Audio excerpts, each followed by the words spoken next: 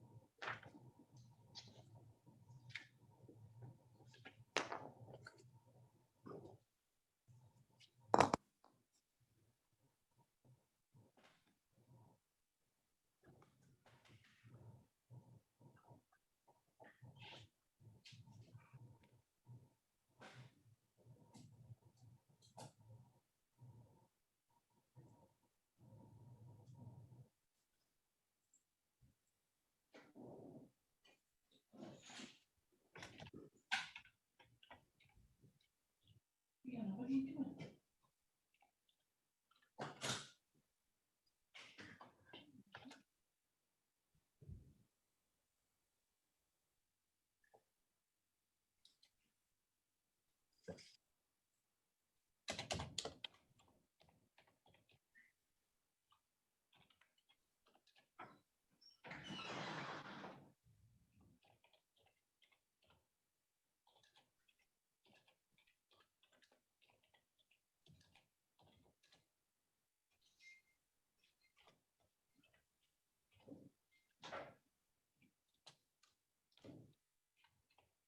Hello, Tom.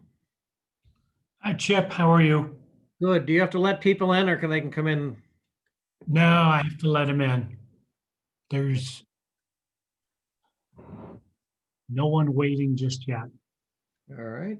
We are live streaming. All right.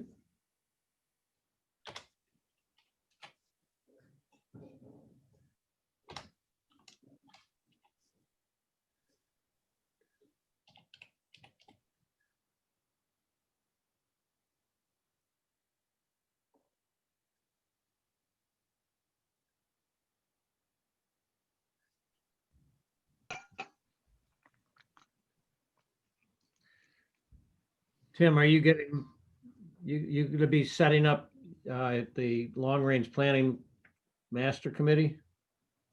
Yeah, once we get this one done, and I'm assuming this will be your last one, then we'll be able to finalize your report, and I will get a date, a set of proposed dates out to everybody, and we'll hopefully try and get that meeting done. If not this week, then next week. Okay. Because then at that point, I'll integrate everything into something, and that will be our report to council. Right. which will Council be the meeting September. 3 weeks from tomorrow, so we do have time. Right. Oh, yeah. And Karen's The, talking about a couple of special meetings potentially during the month of September, so. Right, which would be great to, of council, you mean? Right, yeah. And that would be super because then we can kind of put together a plan on what and how to implement things. Yep. I will probably also look with Janet into a way that we can make the subcommittee reports available once yours is finalized. That likely is to be uploading it to the village website, but I gotta talk with Janet about what that looks like and, you know, where it goes and how we let people know it's there. Well, yeah, I mean, again, when you pull the whole thing together, I assume we'll have a meeting of the entire long range plan. There may be some other questions, et cetera. So then, so maybe those, our from this subcommittee needs to have some modification to it or whatever. So we just need to, in other words, when the long range plan is ready to submit, obviously all the subcommittee reports will be final at that time. So. Right, exactly. So Well, I don't know if that's better assuming you're, to council too, whether. when we can- well, I mean, I guess if it's a public meeting, it's ready. So, public meeting, and I don't know if she's been putting minutes. I know she's been taking minutes. I don't know if she's been posting the minutes of the subcommittees. yeah, So it may well be that the best way to do it, if she is posting them, is just to submit the subcommittee reports with the minutes of the final meetings of each subcommittee. yeah.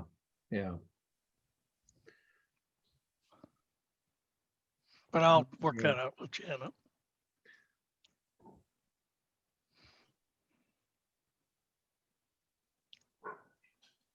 I'd sent out the wrong instructions and I sent out the corrected ones, so hopefully people got those, but we may have people trying to go into the other website.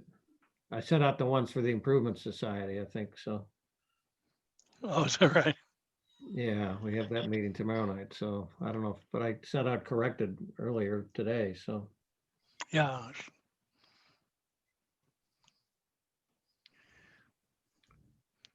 You're on mute there, Les.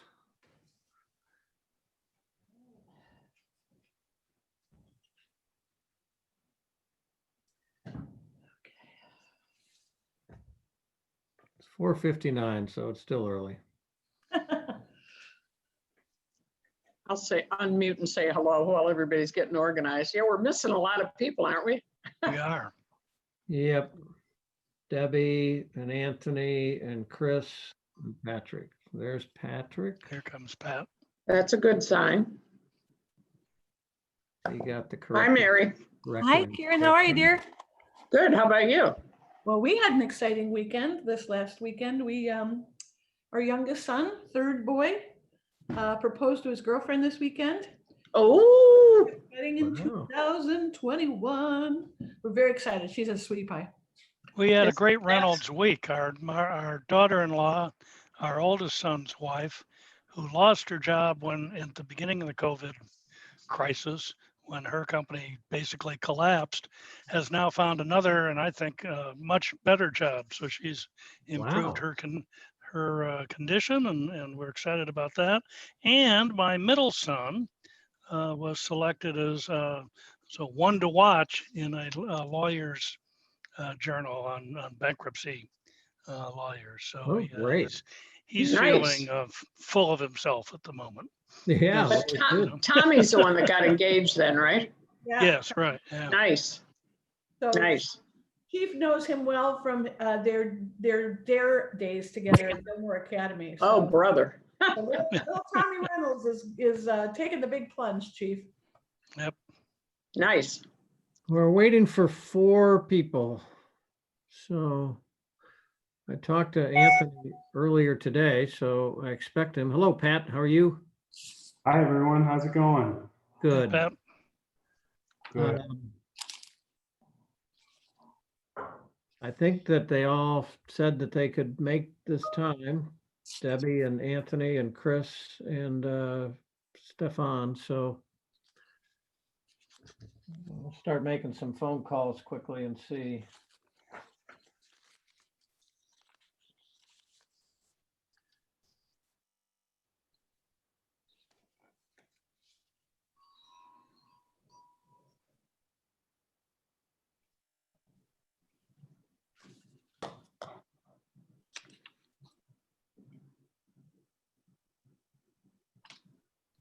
Hey, Chris.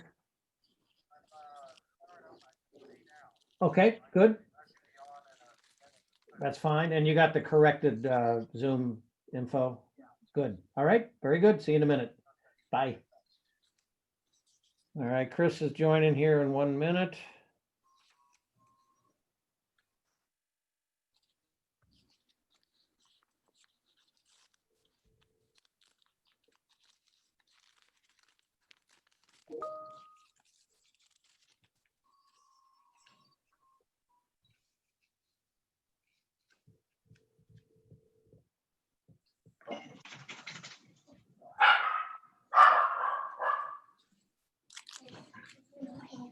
Erin, What's that? is that your barking dog? No. And for once, it's not mine, but I have a grandson just coming in. My dogs are barking at the computer. You want a treat? I'll get one out of the drawer. It's, shush. Hey, there's nobody out there. It's on. Hey, Stefan, just wondered if you're going to be able to join our subcommittee Zoom call. Keep everybody awake while we're waiting. Dial in. Your dog's barking at Corrected the TV. information Is the dog on the a TV? little earlier today because I'd sent out the. That's wrong- what my dogs were just doing. They're just barking on the Hopefully you computer and can they join came right to my Thanks. side. They're barking at the computer.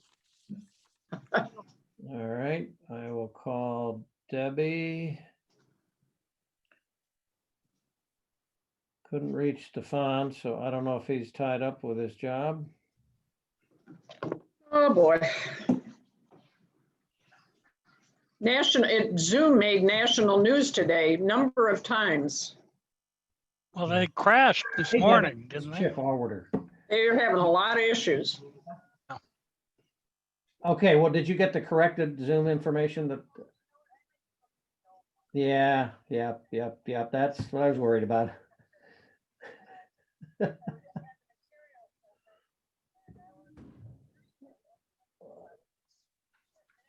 Yeah, Oh, all there's right. stuff on. Look that up. Great.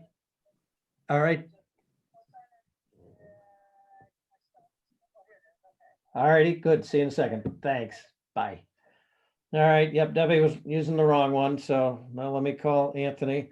There, hey, Stefan, you're on mute, but I just left you a message, but thank you. Glad you're joining us. And let me round up Anthony here, see if he's gonna make it. That's the only one I need to. Okay.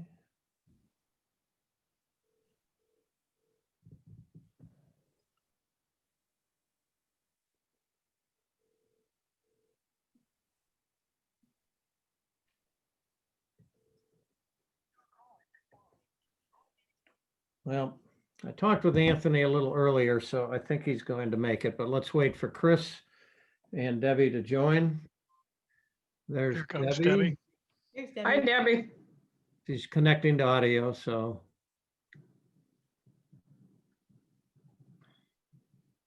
And I know Chris Howard's joining here momentarily, so.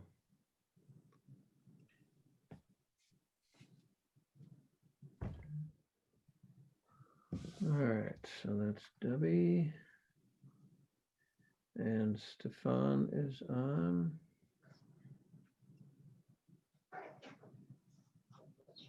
Anybody else waiting out there, Chief? Nope, not yet. All right. Chris said he knew that there was an updated Zoom information, so just wait for that.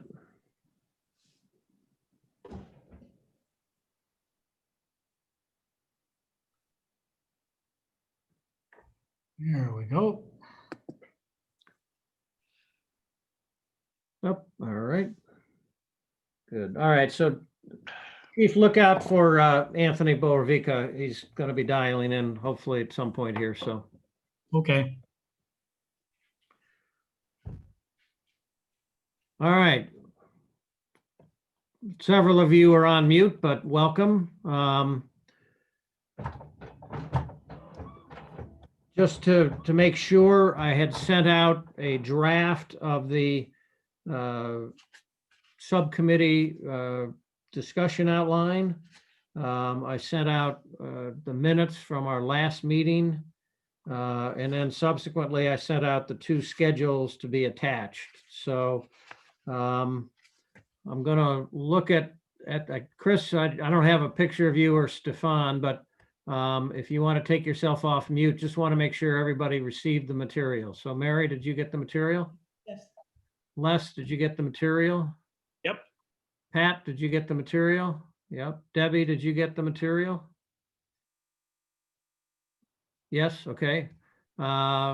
Chris Howard, you're on mute, so I can't, and I don't have a video of you, so. Can you hear me, Chris? Okay, this isn't going well so far. Stefan, while Chris figures things out, can you get yourself off mute and tell me whether you got the material? Yeah, I got him. Okay, good.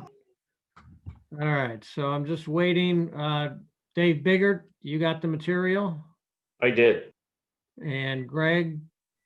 I did, yes, I Oh, did. you Thank you. did? And Tom, you did? Yes, I did. All right, so just waiting on Chris Howard here. Chris, I'm seeing your screen, but I'm not seeing a picture and Oh, he just went off. yeah, something. He's something gonna was probably wrong with sign the out again. connection. Oh, the days of Zoom. When do we think next year we'll be able, oh, there's Anthony Bovrica coming in, good. Hey, Anthony. Oh, you're on mute, Anthony, so. Good, there you are. So Anthony, I was just taking a roll call and checking, did you get the outline, the discussion outline of our summary presentation? Anthony, can you hear me? You're looking at me, but you're not hearing me. Oh, good on my end, Scott. There you go. All right, Anthony, hello. Did you get the material that I sent out, Anthony? Ah, there's Chris. You had him and you lost him. Yep. All right, Chris, you're on mute. You're on mute, Chris. There you are. There you go. Okay, hi guys. Did you get the material I sent on a couple of different emails? I did. That was All very right. good work.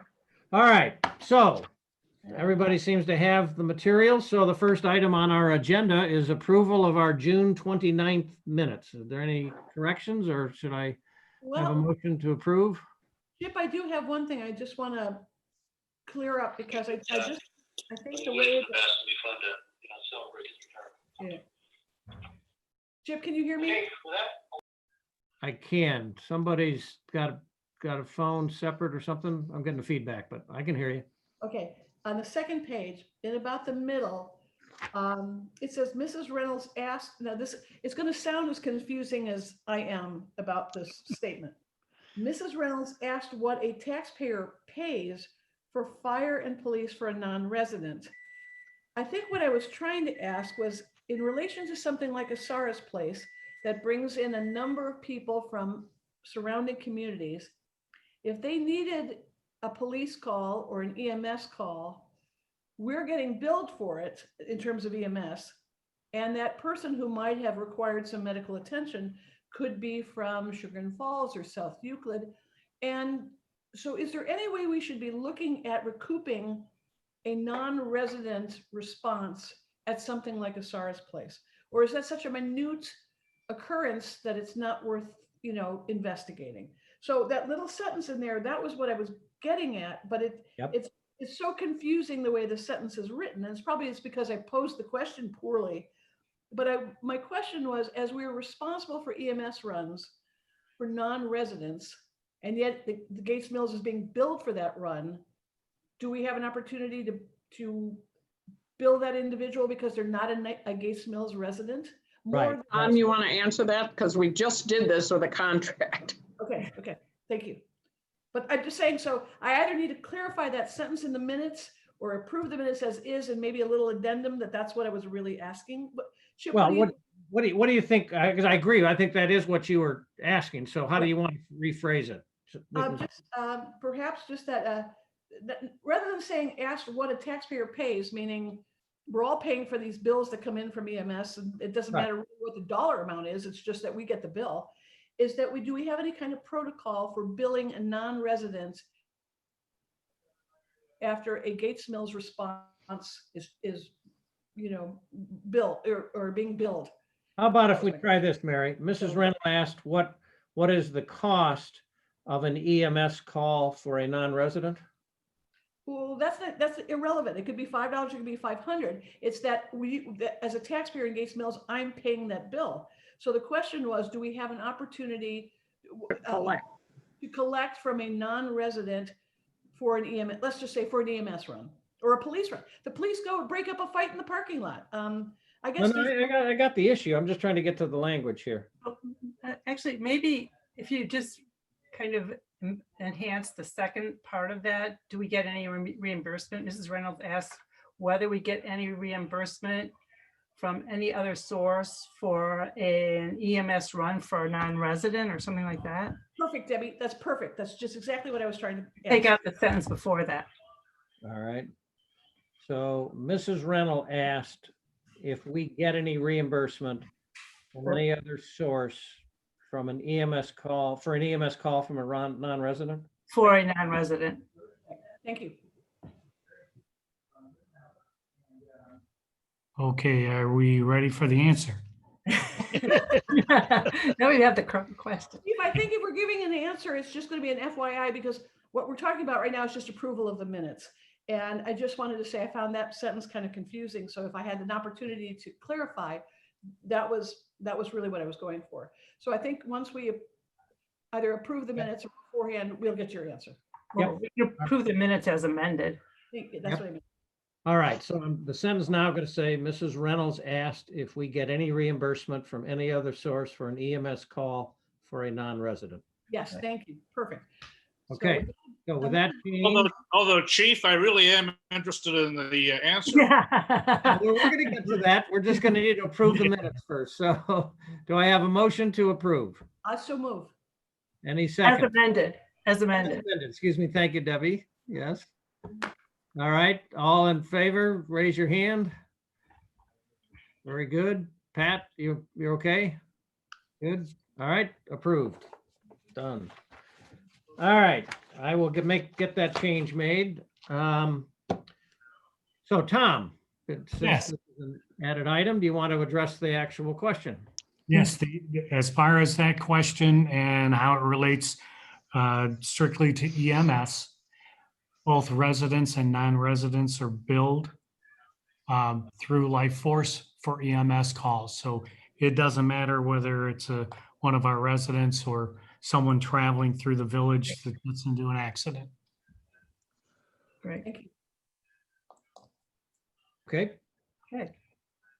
All right. The second item on the agenda, Anthony and Stefan, Sue Renda couldn't make it to the call. She has grandchildren visiting and her children are both working from her house remotely. So she's playing child.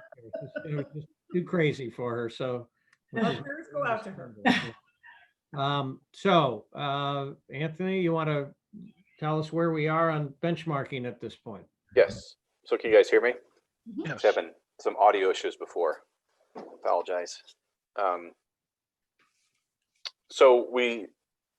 I've been putting together the financials that we accumulated, and right now we have just over 4 other cities that we got feedback from. So I narrowed it down to look at Hunting Valley and Moreland Hills. I think those are probably the 2 most comparables that we should start to look at. We received feedback from Chagrin Falls, and we received feedback from Mayfield Village and Valley View, and they're not really comparable to look at. They're just their expenses are substantially different. So I narrowed it down to these 3. And then once I did that, I broke it down into really 4 buckets of high level cost: administrative cost, call it fire cost. I know some of the others don't have fire, but then we also have a safety cost, which is really the police service, and then the service department. So I tried to, at a high level, look at those buckets, and then as we get more granular, we could start to break it out into salaries, vehicle expense, that sort of thing. But when I look at the data itself, and I don't know, Chip, if it would be beneficial for me to share my screen and what I have now, just so we could look at some numbers. I could do that if you'd like, just to kind of see some perspective on where we are at the point. Tom, can you allow him to share? Oh, yes.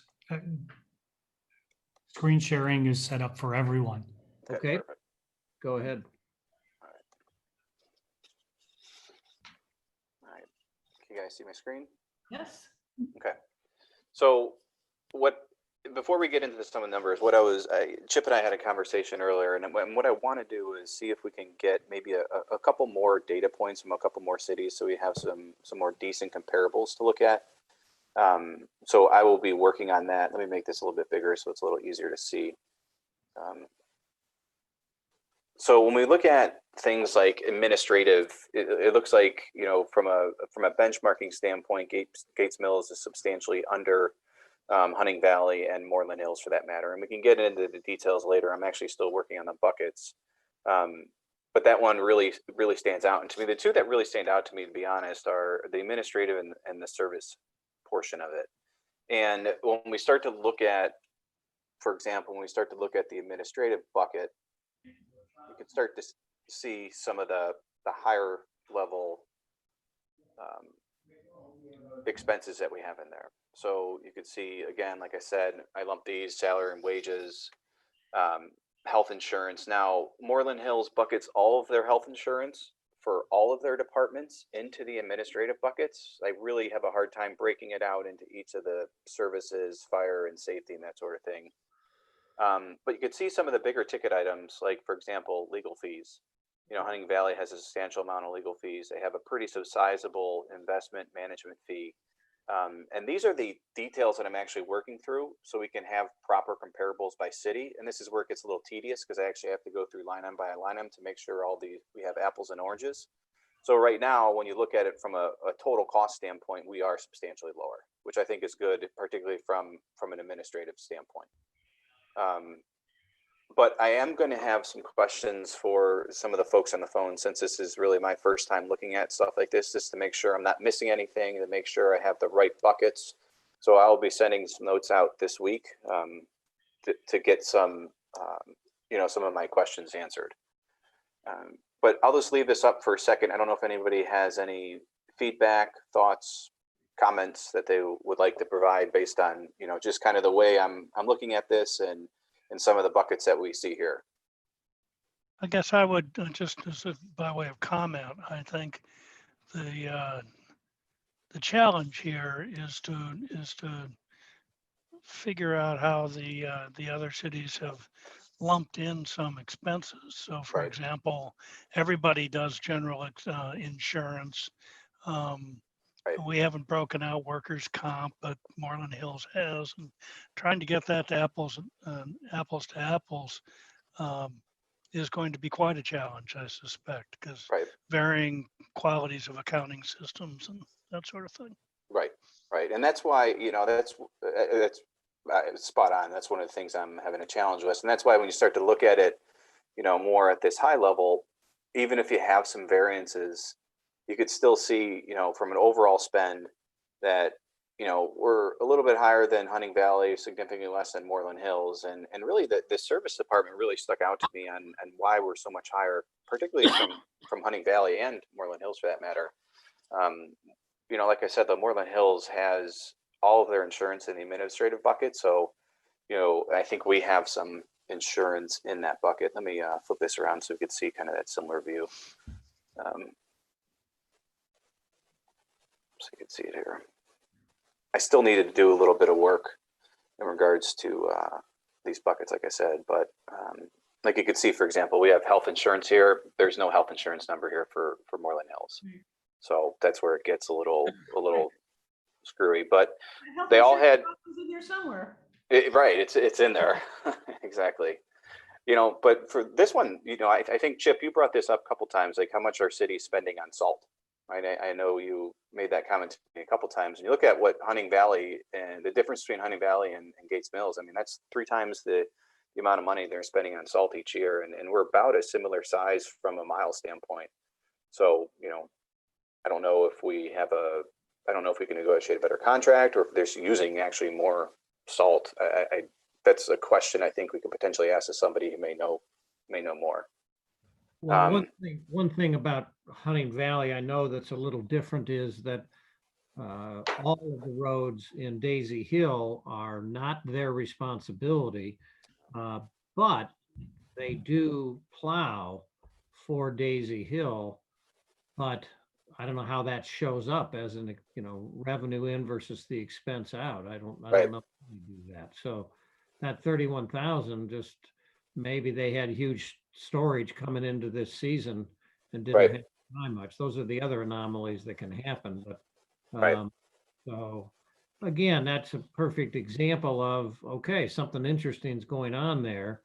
And what I think the benchmarking could lead to, and again, you've only got 2 other communities here. It's kind of hard, as you said, to find comparable, but I'm sure there's a couple of more comparable that, that could be dug out at some point, but this is just the top level, and it just leads you to, wow, can we dig in further and see Right. if there's something that we can learn that could help us manage our expenses better as an Right. example. So, Right. I thought a good city to look at, because I know I think they were on the police and fire benchmarking, would be Chester Township. And I'd like to get some thoughts. Is it, you guys think that's a good comparable to go after, since they were responsive with the other benchmarking exercise?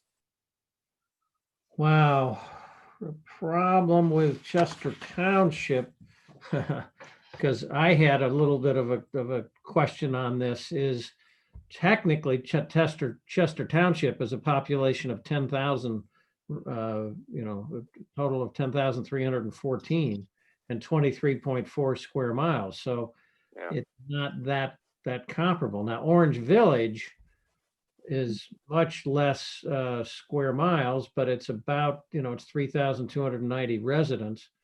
So I don't know. I'm looking at that benchmarking that Mary's team did. And I don't know, as you say, maybe just truly getting true benchmarking. Again, the key is to then equate it to something, number of square miles or the population, number of residencies or something. But Orange Village also has Pinecrest, so they have a significant amount of commercial revenue, commercial property that might make it a little hard to compare. Exactly. And of course, Moreland Hills has some commercial more than we do, the section of. What about Bentleyville? So we received feedback from Bentleyville, but the financials that we got from them weren't very detailed. So one of the questions I was going to ask the overall, everyone on the phone, or if anybody's knows, is there a way to pull this information down from maybe a public website rather than reaching out to them to get feedback? I mean, if we have to submit this public information, is it stored anywhere that I can actually just pull it down and get it? Wow, I don't know. The only thing I've ever seen is you can go out to the state and get audited. They audit when the state does an audit, which I think is typically every 2 years. You can pull down some of the audit information. I don't think it's in this level of detail at all. So I don't know how useful that really is. Well, maybe I'll just send an email back to the person that responded back from Bentleyville to see if I can get some more detailed financials from them. So maybe that's what I'll do. That's what I'll do. I'll just say that's what I'll do. I'll reach out to the person that sent us the financials from Bentleyville, and then I'll look and see who the contact is from Orange Village, if I have that one, and just use those as the compares to have 4 comparisons to ours. So we'll have 5 total comparisons there. Also, when I looked at Pepper Pike, and they had a budget that was accessible online, and also their monthly financial, some of the monthly financial reports were also available online. Okay, I'll pull that one. Dig down a few levels to get to them, but I did see them. Okay. I don't know that anybody else is like that, but. So you were suggesting that Moreland Hills had more commercial than we do. I think they probably have maybe even less than we do. They've got crew and they've got a gas station, but that's it, I think. You think the other side of Somme is not Moreland Hills? Okay. Well, then you're right. You're right. Yeah. Something like Wait Hill, I don't know. I mean, that might not be comparable, or Kirtland or Kirtland. I don't know if any of those have similar. Kirtland has got a lot of commercial because of 306. 306, yeah. Yeah. I don't know about Wait Hill. I don't know if Wait Hill might be a good comparison. Yeah, but what I'm specifically looking at here is just the expense side of it, not the revenue side of it. So I don't know how much that commercial plays into additional added expenses or not.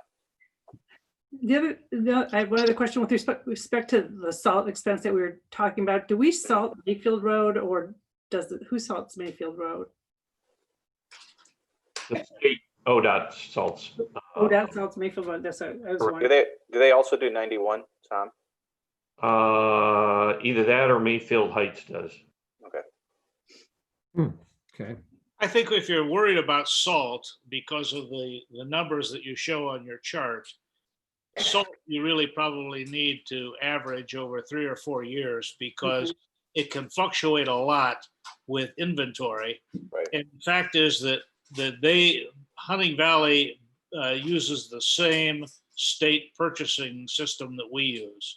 So it's just a question of quantity, not price. Right. The other thing I would suggest is that's not just salt, that's the liquid we use. And I believe the slag that we also mix with the salt is in that number. So it's not straight salt.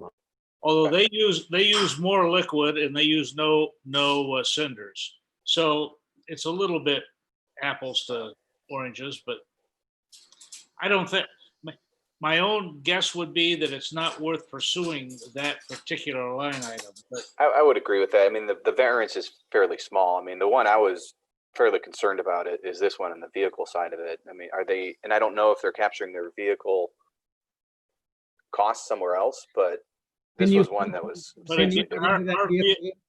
our vehicle purchases are not consistent. I mean, we don't retire a vehicle consistently on a particular schedule, nor do they. So if you hit an off year for either one of us on the high or the low side, it would be distorting. Right. Well, go to your vehicle list there, Anthony. So I was interested in that. Wow. Oh my gosh. Yeah. So when we start to look at it here, I'll break these down a little bit. So let's go to Hunting, Moreland. I don't have a Gates Mills vehicle list. That's one thing I was going to ask if somebody could send me that over. That way I could just plop it in here and we could look at it. Yeah, just put together an email and then we can send this. I want to get to where we're going to take this in a second, but you had drawn some observations from some of this. I did, and when you start to look at, for example, like some of these police vehicles get fairly old, right? I mean, they were talking 2014, 2011, 2000. I know it's a motorcycle, but some of these vehicles get fairly old, and some of the cities gave me miles. I think Chagrin Falls gave me miles, or was it Valley View? One of them gave me miles. Miles up to the right there. You got a column called. Yep. Yeah, so like here, this is where you could see some of these older vehicles. These are, I'm assuming these Ford Explorers are police vehicles, but you know, these police vehicles are over 6 years old. They have less than 60,000 miles on it. And I don't know if that's comparable to typically where we are, or is it on miles? Is it on year? Do we turn them in every 100,000, or is it based on the age of the vehicle? Greg can speak to that in some detail, but we have a regular program and we end up, it's roughly a vehicle a year that we replace, and generally the mileage on that vehicle is 90 to 120,000 or so. Is that right, Greg? Yeah, so we do on average about one vehicle a year. That's true. And yeah, you're going to fall not quite 120, I would say, but you know, you're going to fall in there, you know, anywhere from 90 to 105, 110, somewhere in there. Now, what's a typical age when we retire them? Well, we have a fleet of 4, so typically we rotate them out every year. So we have one on order right now. Yeah, so we have one. So we should have another one coming in hopefully next month. So we typically order one vehicle a year. 4 or 5 years is what the age will be. Well, that's the thing that I was doing the math in my head, and that's the thing I found was fairly surprising, is that like when you look at some of these vehicles, and these vehicles are 6 years old, they're running 60,000 miles. So, but then you have this one that's 1 year old that has 70. So it's, you know, Something's a little screwy on the date. I mean, maybe it is. I don't know. It just doesn't seem to make sense. But right. Are they using the same vehicle all the time and not using any others? Are they swapping them out? I don't know how they do it, but they have 2 on the road at all times minimum. So I don't know what on the road means. Maybe they're manning. Maybe they don't patrol the streets as much. I don't know. Right. Yeah, they may use it for, maybe they have a training car, let's say, or a court car, things of that nature. Sometimes they get handed down to maybe, the building department, things like that. It just depends. Yeah.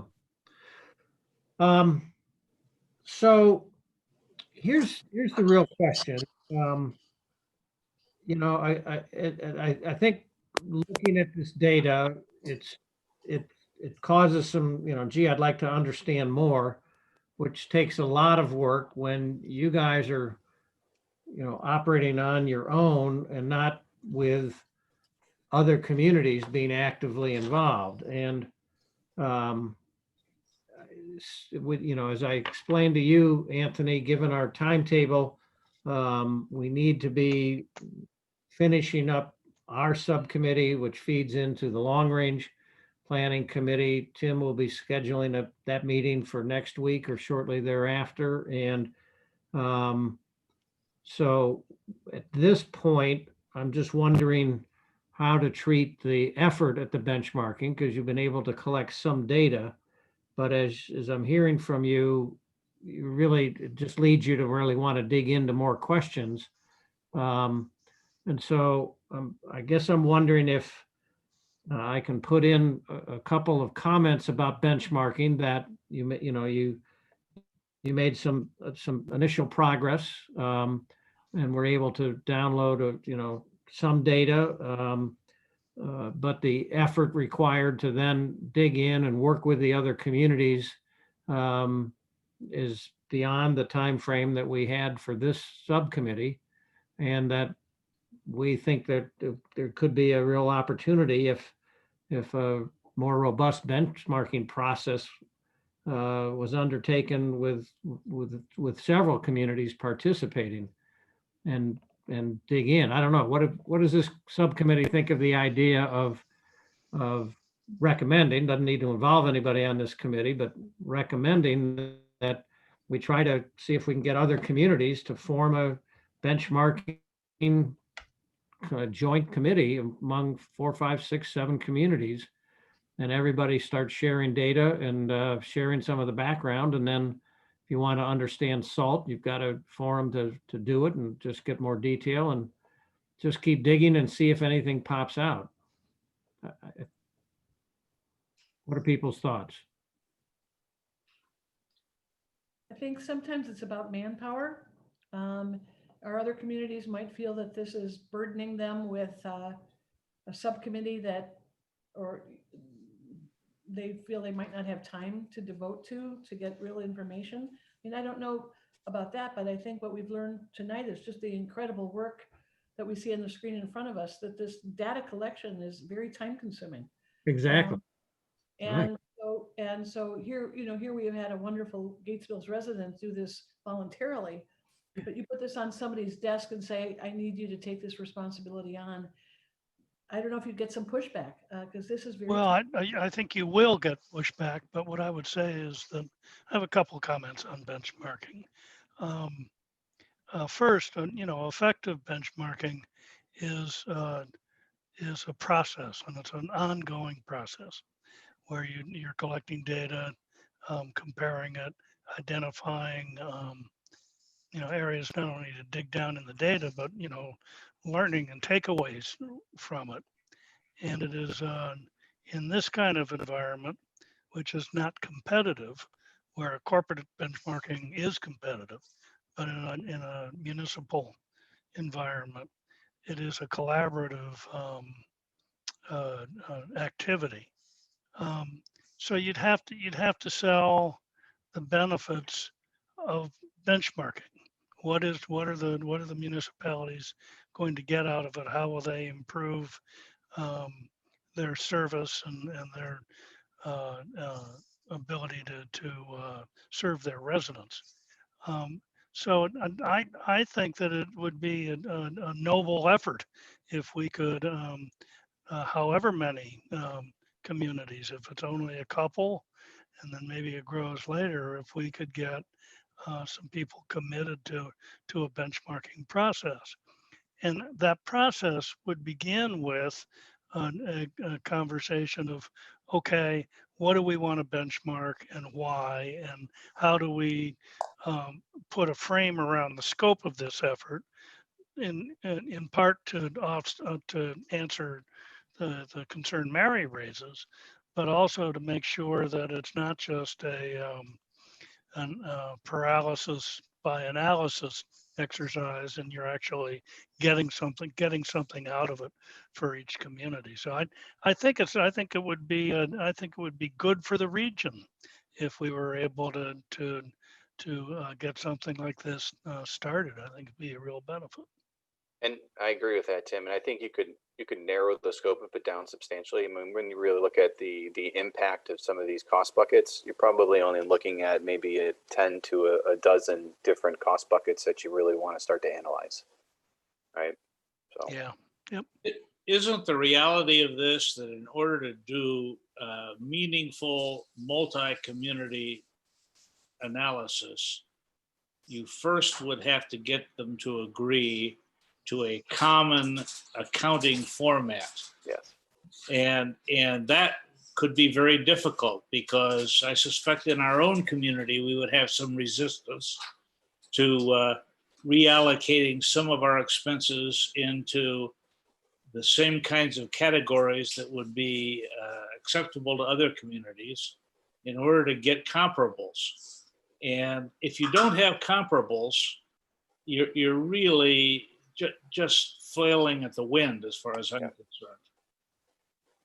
That's the big challenge. I agree with that. And I don't know that necessarily I don't think that you have to ask municipalities to change their accounting methods internally, but you will have to ask them to develop ways to report data in a common format to the benchmarking committee. And that's that's easier said than done, but that's how you'd have to get after that.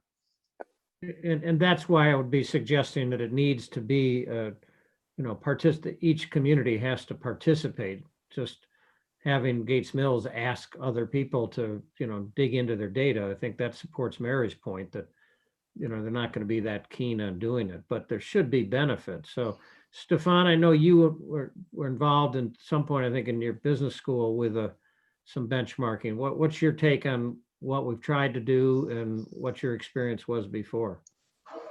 Yeah, I mean, the experience before, it was very narrow and focused. So we were highly focused on just activities, process, spend, et cetera, for the purchasing departments of the cities that we were working with. And so oftentimes it was a single individual you get on the phone and just kind of hash through several questions, which kind of gave you a feel for most everything that you needed, in addition to a couple pieces of data. So it wasn't as numbers heavy as this exercise is. And yeah, I mean, obviously running into, some data quality issues and just different formatting is a problem. I think with more people with more time, this, is something that we can get around. But even then, there's so much more that's lost in context of just the numbers that we don't understand. I mean, one in particular that Anthony was pointing out is kind of, trends on vehicle usage and that sort of stuff. You really have to have that in a conversation, which is then supported by numbers rather than the inverse. So yeah, I mean, there's just so many angles we can go down with this. I think it's just a very broad request, so it's just going to take a lot of time and effort to cut through. I have a suggestion. Karen, maybe you're the perfect springboard to throw this idea out at a mayors and management meeting. In other words, before somebody goes to all the trouble of contacting. She may not be there. I think that you need to have a limited framework. I think you have to get it down to what the most important bucket and what the most important detail in that bucket would be, like in the administration bucket, the top 3 items that you want, so that it isn't so heavy on such a burden on the other communities. I think you might get more once you start, but I think you have to have it where it's got a framework to begin with, because otherwise it's like. Yeah, and you clearly define what's in that bucket. So when you're looking at Exactly. salaries, you have benefits in there, you have insurance costs, you have all that in that bucket. Right, I understand as far as a Pandora's box of when do you, what information are you going to gather and where do you put the cap on it? And how Has do to you- be detailed or specific. Yeah. Right, but before you get to that, you've got to find out whether the communities around us are even interested in participating. So I guess what I was saying is, before we even define the parameters, maybe at your next mayors and management meeting, you just float the idea of, hey, what if we shared data on a couple of things? Do you think your village or your township or would be interested? I think I'd be selective because a lot of it I don't think would really apply to us. And a lot of them would do it. Like Pat Ward, I know he'd do it for us if we really wanted it. But I'm not sure that comparison would really pan out for us, if you will. I think we have to be kind of specific of who we'd select. I think Orange could work because pulling out the Pinecrest part of it, I think that just because I know some things that Kathy had said in the past, I think it could be done. So that would be one that I would include, and Moreland Hills, and All right, well, might be an interesting one too, actually. good in- Anthony, can I ask you about one of your line items? So we're not talking about the big picture. One of your line items dealt with the costs for each community of dispatch. Can you put that up on the screen?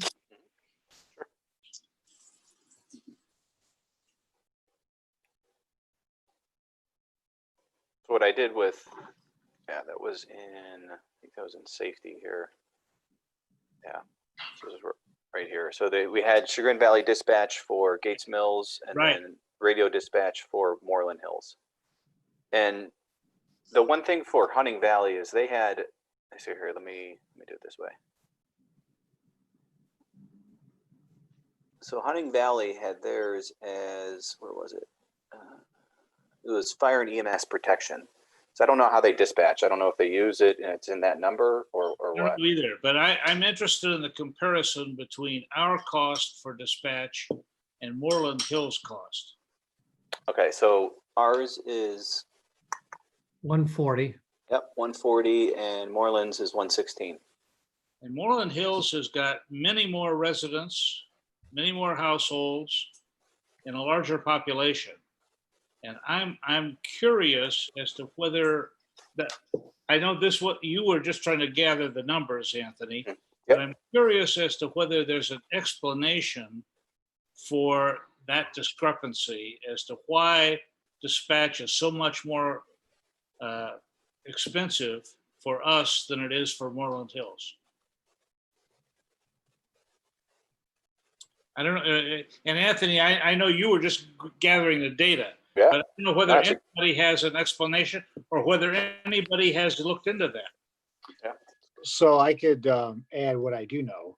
So there is a formula that Chagrin Valley Dispatch uses, and it's based on calls for service from the previous year.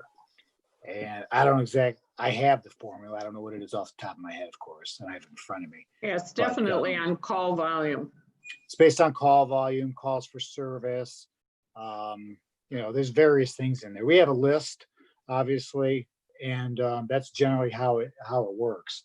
Well, what's going on, Chief? That here we are in a community with maybe 2/3 of the residents, 2/3 of the population, and our people are just calling 911 more frequently than people in Moreland Hills? No, I will tell you, I look at the numbers and we do have more calls for service than Moreland Hills. We do. Has nothing to do with the population, just calls for service. And a lot of our calls for service obviously originate from 322. So every time we do get any kind of a call out there on 322, that is factored in at year's end by Chagrin Valley Dispatch. Well, that doesn't seem to me to be, I mean, they have 91 going through their whole community, and we don't. Somehow, my superficial reaction to this is, in a smaller community, we are getting screwed on the way this is being billed. I would disagree with you on that. I've Yeah, done the I do numbers. too. You know, when, for instance, Pepper Pike's not a whole lot busier than we are. And yet, when you look at what they pay to Beechwood, I mean, we got a great deal when you look at it that way. So I think it depends on who you're comparing it to. Well, Pepper- Well, let me Pepper say Pike is also, multiple of us. part of the calls that we get too, you've got to remember, we have more schools. Yes, thank We you. have Gilmore with the hockey and ice rinks that I guarantee we have a lot of the people from Moreland Hills coming there. We do get quite a few calls there. And those all fall under, you know, calls to dispatch. Plus Mayfield Road. And Karen, to your point, perhaps the calls that go to Hawken, even though they're in they're in Geauga County, they probably show up because they use a Gates Mills address. We might be getting billed for the Hawken. Well, I don't know about that, but we sure have, you know, we've got Gilmore, we've got the Horticultural Center, we've got Gates Mills Elementary, we've got St. Francis. We've got the all the different churches when they have something happen, you know, and those ice rinks do, I don't know, do we keep, Chief, how many calls a year come actually out of Gilmore? I think we do somewhere, don't we? We do. Yeah. Anyway, those are part of what the calls is where Moreland Hills does not have those. Well, maybe we should be charging Gilmore for calls to our 911. Yeah. Well, no, really, Karen, now why do you snicker at that? Well, Because it's come up before. because they're paying their tax bill to us. I mean, I don't. They're paying their tax bill. They're tax exempt. Okay, so what are you going to do? Income taxes. Because they're here, how are you going to charge that, Les? I mean, I don't mean to be negative. On a per call basis. Call 911, you get a charge. Well, I also have to say in Karen's defense and the police and the chief's defense, we get a report as council members every month on the calls and the location of the calls. Unless if I were to pull up 1 year's worth of that report, I would have to say that realistically 50% of them happen on Mayfield Road. So yes, I know 91 is a busy road and 422 is, but Mayfield Road in terms of accidents and police. And river. Is probably, I know it probably sounds a little inflated, but I would have to guess if I collected a year's worth of police and fire and EMS reports, the amount that happened on Mayfield Road is well out of proportion with the other suburban street, And very few of those on Mayfield Road are Gates Mills residents. Well, sure, but what are you going to do about it? It's a Charge them. Charge them. How are you going to charge somebody that calls 911 that's sitting on Mayfield Road? Send them a bill. Okay, so You know I don't what? want to solve this problem on this call because we don't really know. We're just, the answer is based on number of calls. It's interesting that Moreland Hills has less. It'd be, again, interesting to compare other communities and see if there's something that we can do. I don't know if it's realistic to charge people, but again, it's an example of why benchmarking could be interesting. And obviously, when you just see two numbers and we're paying, 25,000 more a year to dispatch than Moreland Hills, it raises, certainly a legitimate question. So, I don't know what to do about observations like this, other than, we might want to just dig in further. Is there anything we can do? Maybe Les is right. Maybe we could try to charge something. It's an interesting anomaly, and maybe we'd have to go back 2 or 3 years if it's true every year, if there was something unusual in 1 year. But so I don't mean to minimize the question. I just I don't It's think possible we could look into the legalities of trying to charge Gilmore. We have talked about that, not for the school part of it, but for the ice rink part of it. Yeah. That's where the majority of the calls come from. Am I not correct, Greg? That's hard saying. I don't have that data readily available. Maybe but, fire alarms, false fire alarms. yeah, I mean, let's face it, it's a big campus. You have the lower school, you have the middle school, you have the upper school, you have the 2 ice rinks, you have the fine arts building. They keep growing and growing. No question about that. So, Again, I want to stop trying to speculate what's driving it. That's not what we're going to do in this call. We could talk about this for another half hour. I don't want to get into it. We can dig into that in a separate topic if we want to, but you know, we can tell long-range plan will be done in 2021, and we can keep digging into more benchmarking. We can do all these things. We've done a pretty exhaustive job, and I don't want to spend the rest of this call on dispatch. I think it's an interesting question and maybe one that council wants to take up, but. But Chip, that's a perfect segue because we've only been talking about benchmarking and then specifically dispatch. And I know there are lots of other things you want to cover tonight. So maybe we can shelve this for now and move on with your list of what you'd like to talk about tonight. Well, what I'd like to get to is some language to recognize the work that's been done on benchmarking with, you know, I don't even think, given what I've seen tonight, just putting that data in is causing, you know, somebody will bring something up that's not an apples to apples or something. And so I think the main thing coming out of this is a good, robust benchmarking would likely lead to more insight, more understanding. Perfect example is this dispatch question. And so I think the best that this subcommittee can do is to recommend or to point out that benchmarking, you know, could be a very beneficial process, but it needs to have more structure to it, more focus to it, and more involvement from other communities. That's what I'm proposing while recognizing the work that's been done. I don't know. I don't want to frustrate you, Anthony and Stefan, from the work that you've done. Nope. I was going to propose this, Chip, and you know, I was going to see if I can get potentially 2 more data points. I know our time frame is tight, but what I was going to do is try and get 2 more data points, potentially look at, you know, one of the websites to do that. Then once I do that, then I was going to try and just do some more cleanup work to see if I can get it as close as possible, and then come out with some observations and some additional questions that we could potentially go after if we do start a more formal benchmarking process with more of a collaboration with some other communities. Okay. All right. If you can do that in the next few days before the end of this week, I'd like to, based on other comments we get as we go through the summary discussion points, I'd like to try to finalize our report by the end of this week. So. Yep, I can do that.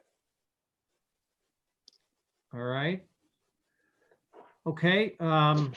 Should we go off of the shared screen? And I guess what I will do is why don't I share the screen and put up the summary discussion points draft.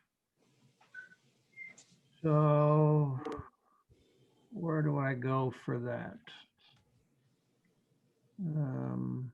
To share your screen, you go down, you wave your mouse around a little bit, and down in the bottom center of your screen, you'll see a green square with a arrow in it. You click on that and then choose the document that you want to share. Okay, So that's right now what you're sharing the Zoom web screen, but if you minimize that, oh, okay, well, yeah, there you go. You're on it. There we go.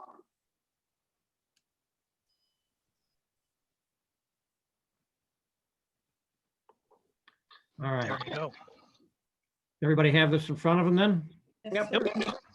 All right. So even though maybe you've had a chance to read it, I thought I would just go through each section.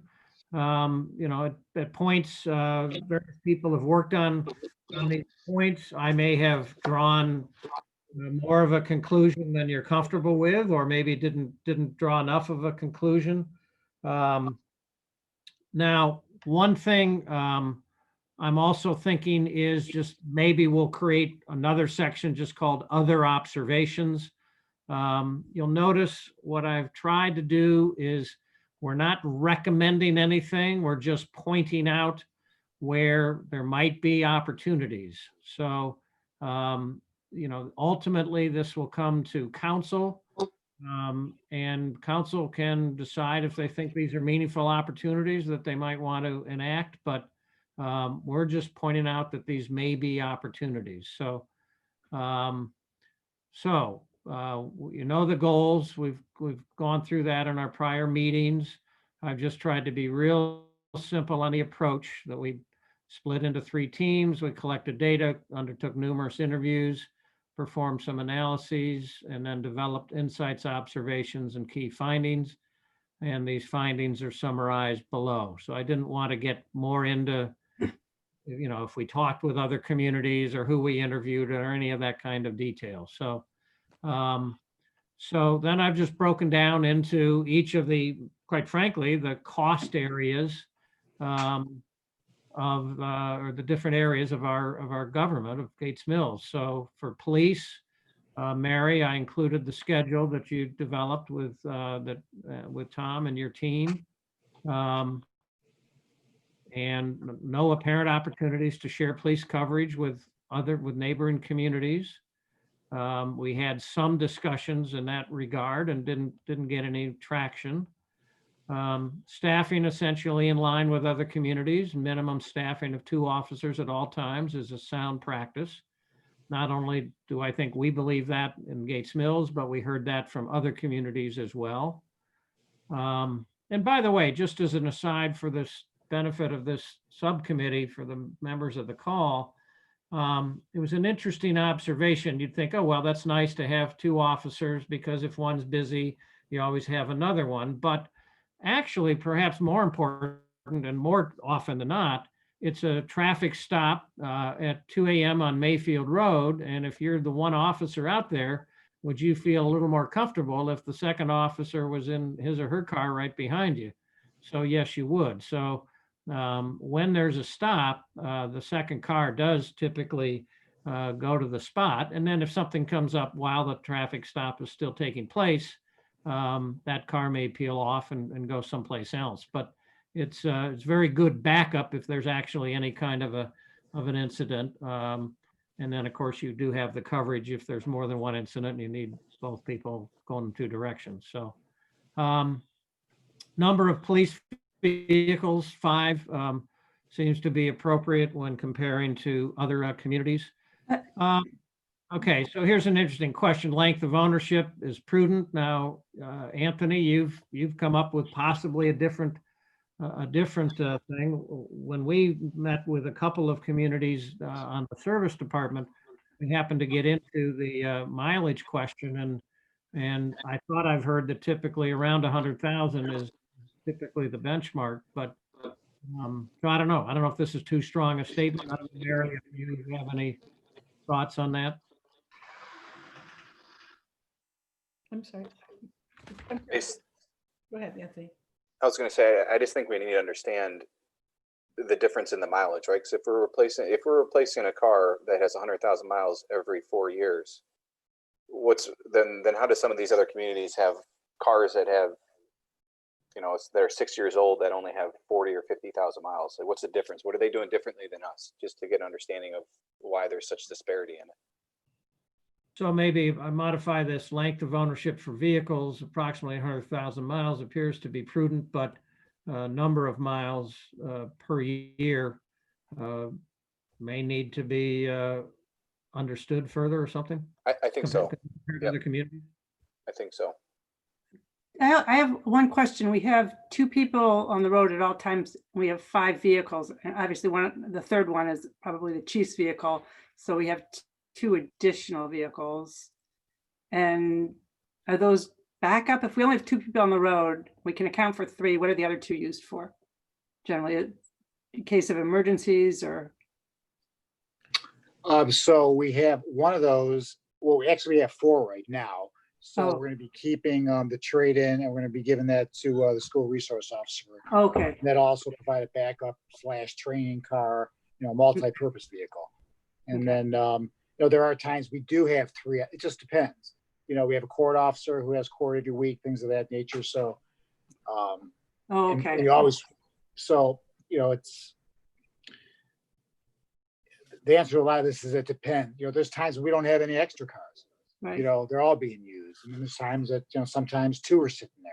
It just depends. Well, But if typically, they're, in the detective, when he's going out, he'll jump in a cruiser.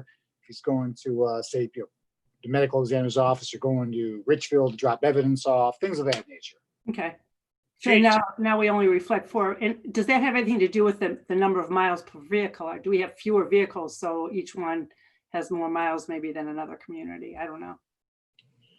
In terms of the difference in total miles per vehicle per year. Yeah, I think a big part of the mileage, why we have a lot of miles, is we're very spread out. So when you just think about the north end, so we typically patrol north and south of Mayfield. That's how we split it up. But when you talk about the north side, that incorporates Andrews Lane, Hill Creek, and you're going all the way up to the Horticulture Center. You do that 3-4 times a night. Coming back to the station, things that the miles, they add up. They add up quite a bit, and that's what we see. Chief, why does a school resource officer need a vehicle? Because he bounces back and forth between Gates Mills Elementary School and the Gates Mills Environmental Center. So he would need transportation to and from. Is there that much activity at the environmental center? That's part of the agreement that we have in place Ah, with the Mayfield City Every day Schools. he's got to go out there.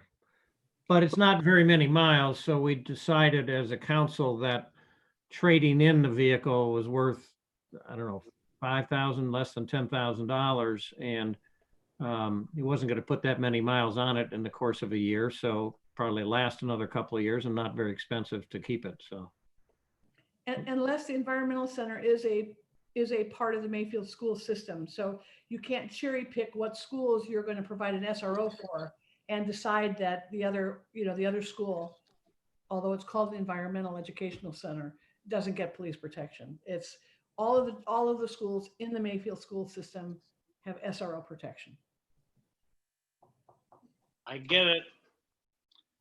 Yeah, and prior discussions that I've had with people over at Orange and familiar with their vehicles and their replacement schedule there, they do it on an annual basis. So they replace them every 5 years. I don't think mileage is taken into account as much. Chief, I don't know if you have, heard similar things from other communities. I mean, with cars becoming more reliable, I'm wondering if 100K is appropriate, if we can stretch to 125. I mean, that would. Well, I mean, that's, I think, I guess once again, the answer is some of this is luck of the draw. We had to replace 2 years ago, 3 years ago, we had to replace transmissions in 2 vehicles. So, you start getting into high miles like that, the repair costs go up, things of that nature. So many times it does become a roll of the dice. So. Makes sense. okay, so then so this maybe again, a perfect example of where maybe some more benchmarking would be helpful, and just understand, to the extent that we didn't have to replace a vehicle as frequently is probably a one-time event where you'd go a whole year without replacing any vehicles. So, so you'd save that one expense, but obviously at some point each of the vehicles needs to be replaced. So, so I don't know. I just, it's a cost, obviously. Right now we're spending roughly 40,000+ a year replacing vehicles, so every year. So, opportunity may exist to reduce overtime. Total cost in 2019 was 92,000, including overtime paid and comp time taken, and or part-time hours, by restricting some or all vacation time to summer months and other school recess times, as SRO can cover during these times. Now, I'm sure that that's a challenge for you, Greg, but 92,000 plus all of your part-time cost is not small dollars, and just think that might be helpful to evaluate that, not necessarily restricting all, but some vacation time when you've got an extra officer for the SRO might be worth considering. So.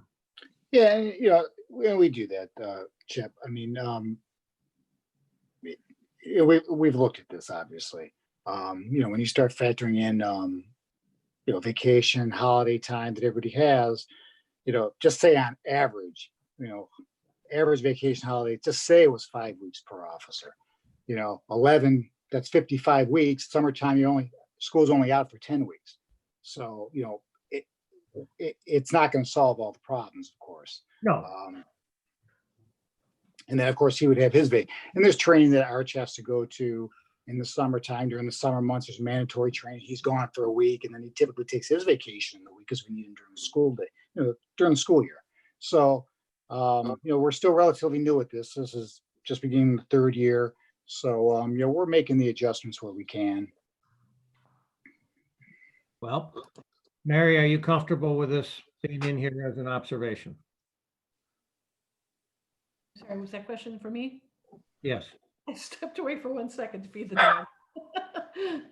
Yeah, I think in terms of vacations, I also think that the police department, or maybe every employee, has a little flexibility. And if there's a period of time that they really would like to take vacation, a special family event or something, an anniversary or family get together, they can always can't they, Greg, always maybe use personal days if it doesn't directly coincide with a specific window of approved vacation time? I mean, so in other words, I'm thinking that even though this sounds very draconian, there's probably a little flexibility with the way you operate your department, that if somebody needed a specific weekend free, you have the flexibility to help them work that out. Yes, I mean, when it comes to vacation scheduling, we put that out. We'll put that out for next year in December. And so, everybody has a chance to pick. It's based on, seniority. And, we really only allow one person off at a time on vacation. But sometimes, there could be things that happen, but generally that's, that's pretty much how it goes. Sure. Then you got the holidays. 4th of July week, that your whole department gets the 4th of July off. I get it. Or Christmas or Thanksgiving. That's the way it works. Well, okay, just trying to throw out an observation. So what are you saying, Greg, that this is a formal policy, it's actually done, or you just sort of do this, but? No, we do that. In fact, and we've significantly gone down in terms of overtime and part-time hours just in the past couple of years. We're down probably close to 40% part-time hours this year. Well, sure you And are, because you have you have an extra police officer this year that you didn't Right. have in prior years. Right. So, Right. And then, and as a result, we're much more efficient. And I think sometimes we lose sight of that. We want to be as efficient as we can, and which is, in my mind, the most important thing, while keeping the economic structure in place, obviously. But it makes for a more efficient department. We can do things with more people than we can if we didn't have the people. So your policy is no two people can take vacation at the same time, and yet during the 10 weeks when school's not in session, you have an extra officer. So why would you have two people can take vacation in those particular weeks? Because you've got somebody to cover. Well, many times the way the shifts are, I mean, let's say somebody takes vacation and they're on night shift, and we have ours cover those nights. Well, obviously he can't come back if the next person wants to take off during the day, because he'd be up 24 hours. So you run into those sorts of things. Because remember, all of our officers rotate shifts. They all rotate shifts. So it makes things get complicated. If somebody calls in sick on a night shift, well, obviously the person on the day shift can't cover the night shift, or we can't change the schedule around. Right. That we see that not just us. These are some of the things that it's just how it is in law enforcement when people rotate shifts. It's not a straight 8 to 4 shift when everybody just goes home. It's 24/7, 365 operation. Well, and I looked at your schedule, and you gave me that schedule, and I played around with it, and my conclusion was you got it. It's very complex. There's no question. And plus the volatility then of who's taking vacation and who's sick, et cetera, and you don't have very many part-time officers to turn to. So I get it. So is this worth keeping in here or not at this point? Are you asking me? Or just throwing that out there, or? I'm asking you, I'm asking Mary, is this worth, it's $92,000 independent of the part-time hours for overtime and comp time. It's a lot of money. Yeah, but and I was a little, I didn't quite understand that. I mean, actually, because I didn't understand where the actual payout on overtime last year was not $92,000. Correct, It absolutely because we don't account for comp time as equal to overtime. But people take comp time instead of taking overtime pay. And so those are hours off that you have to cover with somebody else. So it right, costs. but we also have a policy. You cannot take comp time and cover that with overtime. It has to be with the part-timer or you don't get your comp time. Right.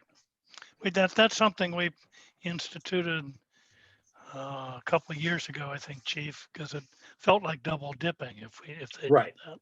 Right. They're not permitted to do that. Yeah. Okay, but I mean, if we have the number of comp time hours taken by the police. Mhm. They got paid and they didn't work when they get a comp hour. So all he's saying, so this is an analysis that's different from what's in the financial statements. And he's just putting a in the financial statements, comp time looks like vacation. And it's taken whenever it is. But in order to look at the cost of staffing, you put you value comp time and include it as a part of overtime. And so that's where Chip's coming from. But still, if I'm not, I don't want to tell the committee what to do, but in my perspective on this is that a comment regarding overtime is appropriate in this document.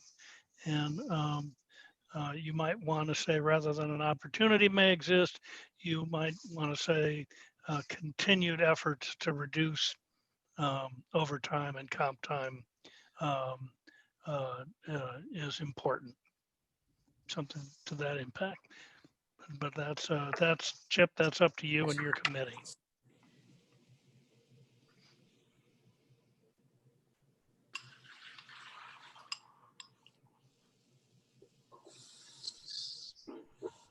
I'll work on that wording a bit. I'll just put a space in there. All right.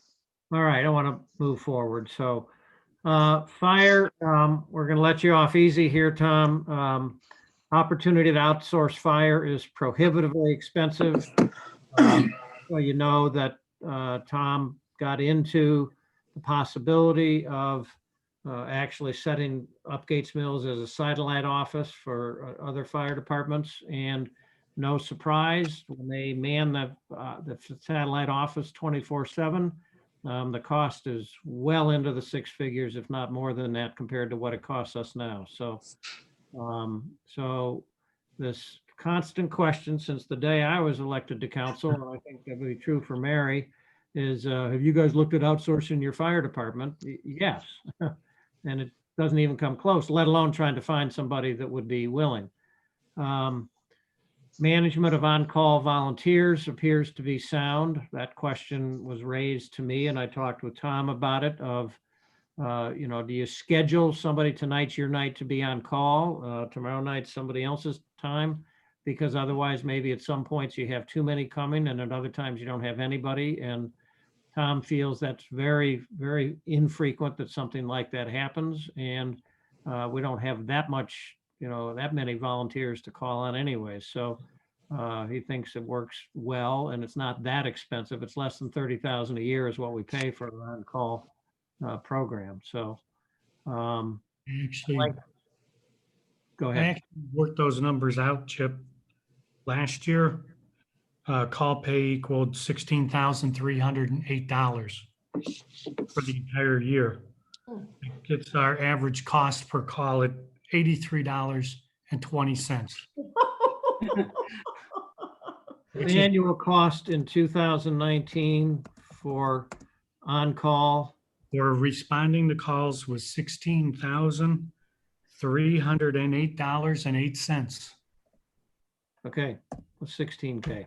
Okay. I'd like to take a moment here to just first of all express admiration for the way our chief has managed our fire department, and it has a direct impact on all residences because the quality of service in Gates Mills is rated.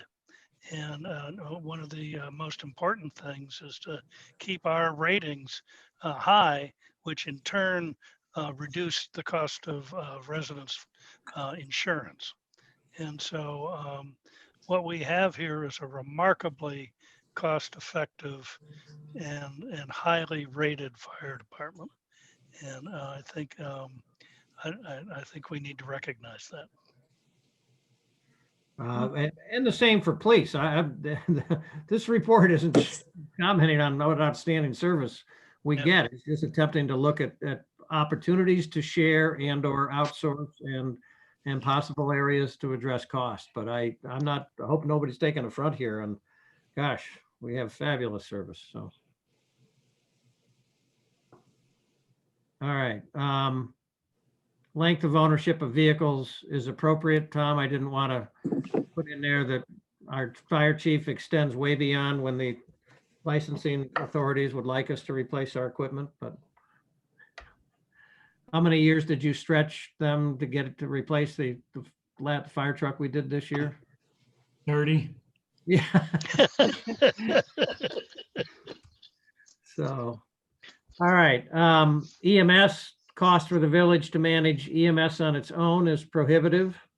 I want that statement so that we continually get that question too, including those that think we should bring it back in-house. Negotiations with Mayfield Village over contract renewal have been extensive. I could have changed that to that T to a P and said have been. You could have.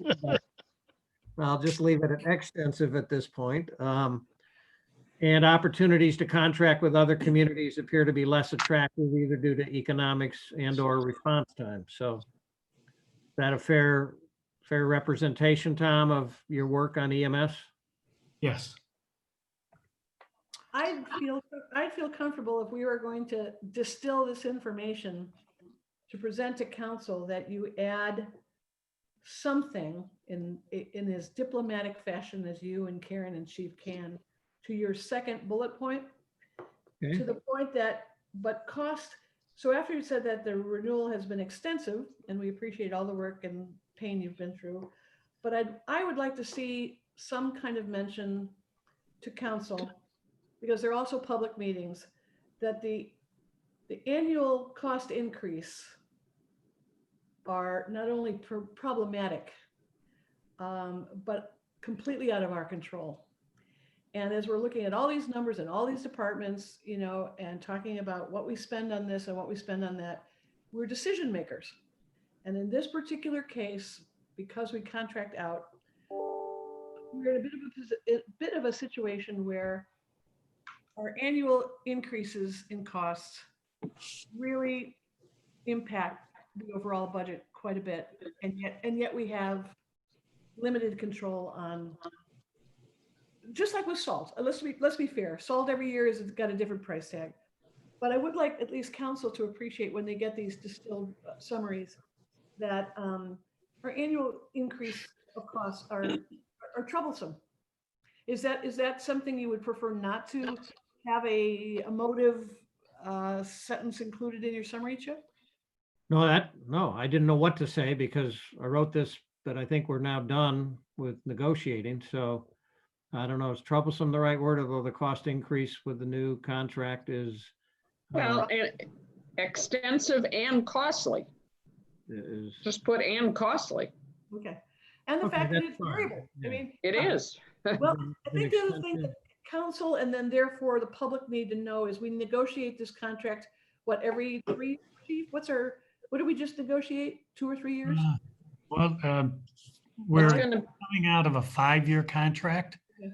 our current one, and more likely than not, although this hasn't been proposed to our council or Mayfield Village's council, we're probably going into a 3-year contract with 2 more years of options. Okay.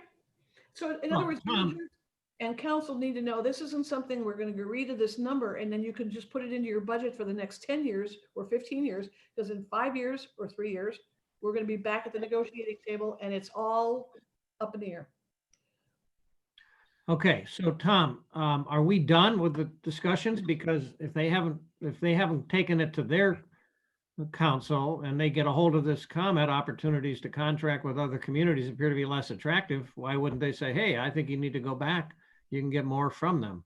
They are well aware of the difficulties. I don't think that would create a problem at all. Okay, They know that it's an expensive proposition that has, a time factor, a response time that is critical. okay. All right, I would just add and costly, extensive and costly. that's what I put in. Yep, that Is there covers. a difference between expensive and costly? Just, Extensive. I have the word extensive. I could put and expensive, but costly covers it. So, but I've been extensive and expensive. All right. I'll put And costly. Yep. So expensive. Okay.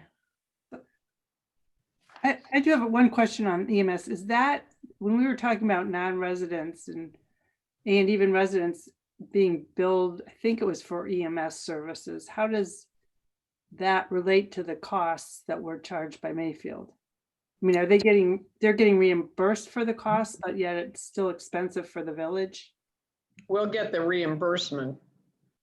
Oh, okay. So I think what Debbie is asking is is the net cost then? this is increasing, do we get an incremental increase in our reimbursement to match the increased cost that the bill that we're paying to Mayfield?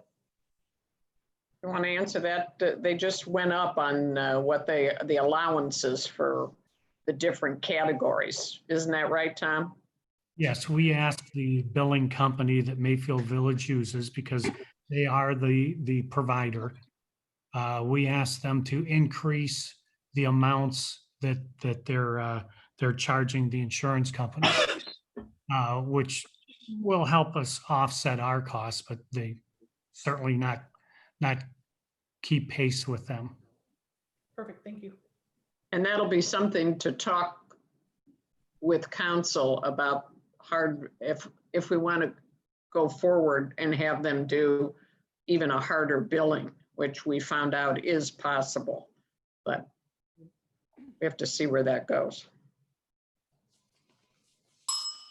Okay. Now we turn to the service department. No apparent opportunities to share services with other communities. Some portions of service department expenses, such as certain equipment, are already shared with other communities. Didn't want to elaborate too much, but they certainly do talk among themselves and do pitch in on various things. Service overtime cost, including actual overtime paid and comp time taken as time off, totaled 70,000 in 2018 and 60,000 in 2019. A significant percent of overtime hours incurred takes place during the winter months, during the after hours snowfalls. Opportunities to reduce overtime expense may exist by going to 2 rotating shifts during the winter months. This is something that Hunting Valley does. Mhm. At least one other community splits the labor force into 2 shifts to minimize overtime. One shift works early morning until mid-afternoon. The other shift works mid-afternoon until mid to late evening for the months of December through March. And they are rotating shifts. I think they switch out each month, not weekly or bi-weekly, but when I've talked with Dave about this, I met with Dave last week just to go through these points. And this obviously still leaves, let's say that the second shift finishes at 10 o'clock at night until the first shift comes in the morning, which would be a little earlier than when it is in the rest of the season, but you have those hours uncovered. So that's true under any scenario, but this does offer, another 6 or 7 hours of coverage, 7 hours of coverage in the day that you would otherwise have to cover with overtime. One interesting particular point that Dave continually emphasizes here is that we have in the village a number of hills. And you'd have to really count them up to answer whether it's how that compares with other communities. But then I've heard this continuously from Dave. you can't lose a hill. If the snow gets ahead of you on a hill, you're done and you have to shut down the hill.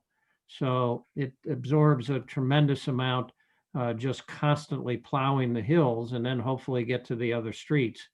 And if you add up, if you count going, east and going west, the number of actual hills that we have, including having to go out on Mayfield, because that's not totally clear how often they come by. It's a lot of work. And of course, Mayfield, well, of course, you got both directions on each hill. So, it's, you can't not just after 10 o'clock at night say, who cares about the hills? We'll get to it first thing in the morning. So, but the 2-shift question, obviously, Dave, don't mean to speak for him, but this isn't something he would relish. But this is something that we heard from other communities and I think is worth at least considering. And I put it in here because I think it's something that should be deliberated at the council level with plenty of input from Dave. So don't know if any particular comments on that. Chip, what about the idea that we ran into in other communities of the on-call, part-time, overnight snowplowers? Good point. Yes. Also potential opportunity.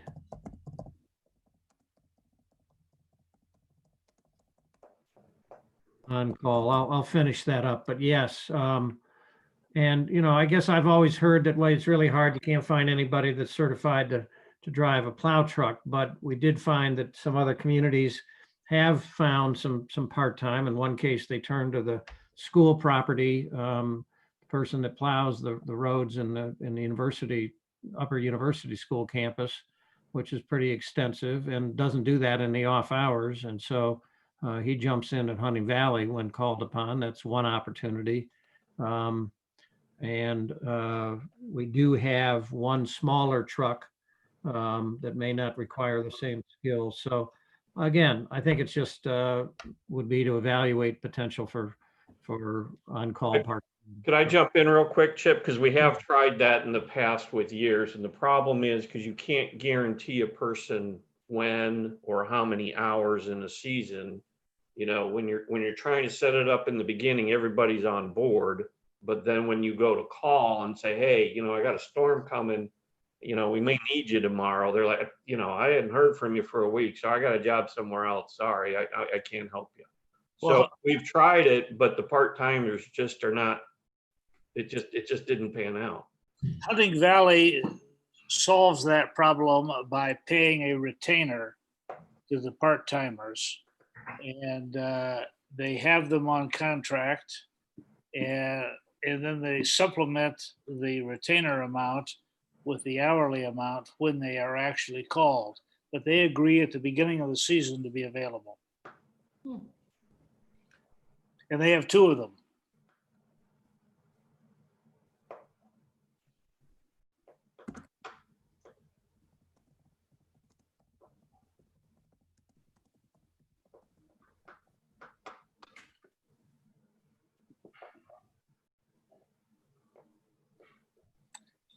Chip, proceed.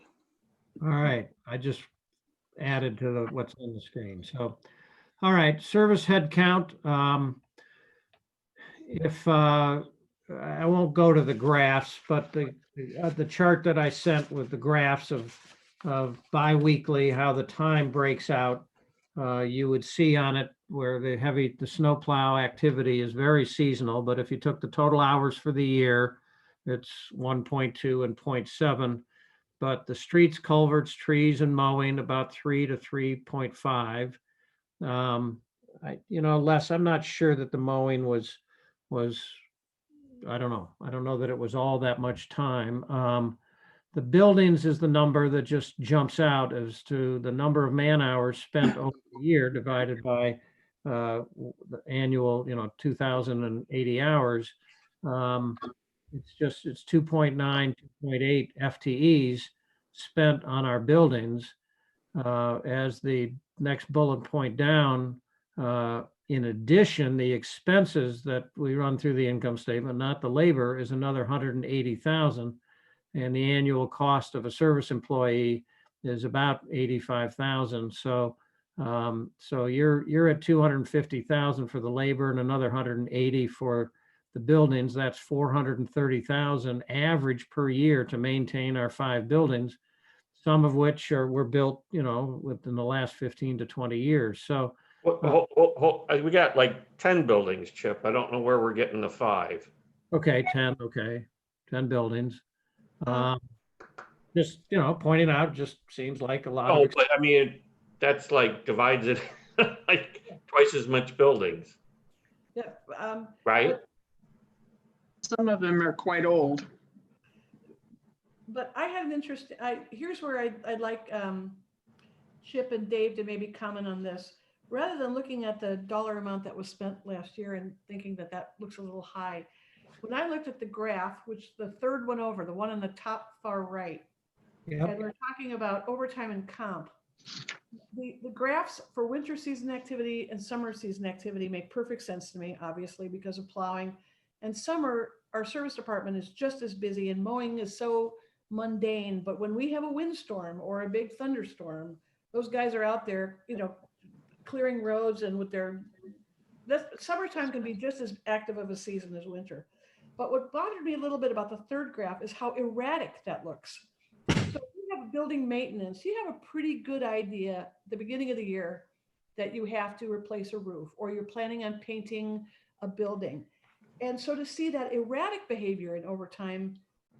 No, this isn't overtime. That's not overtime. There's It said administrative buildings and other buildings. I'm saying excluding overtime, but even still, if we are, why is it so erratic? If you are maintaining buildings, unless there's a pipe that blows up or something, or a water leak, why is that so erratic? Wouldn't you think that a 1-year plan on building maintenance would look a little flatter than that? Or in other words, you put some thought into the fact that yes, in August, we have a little bit of a downtime. Mowing won't be so extensive because the grass isn't growing so much. So that'll be the time that we paint the inside of the community house. I guess I just was surprised at the erratic behavior in that. Can anybody speak to why that looks like that? And would we save any money if we had if we flattened the curve? Would that help us out at all in terms of that big expense you see, Chip? Well, I think what you're hearing here is if we reduce the head count by 1, that would be an area that, I think when they don't have the summer or snowplow activities, they have a laundry list of things to go and work on the buildings. The question is that essential work? Is it mandatory work? Or is it because we don't have anything else to do? So here's some projects we can work on in buildings. That's the question here, and it's extremely difficult to break it down. It just jumps off the page when you stand back and look at $430,000 a year for each of the last 5 years, average. Well, the last 2 years, anyways.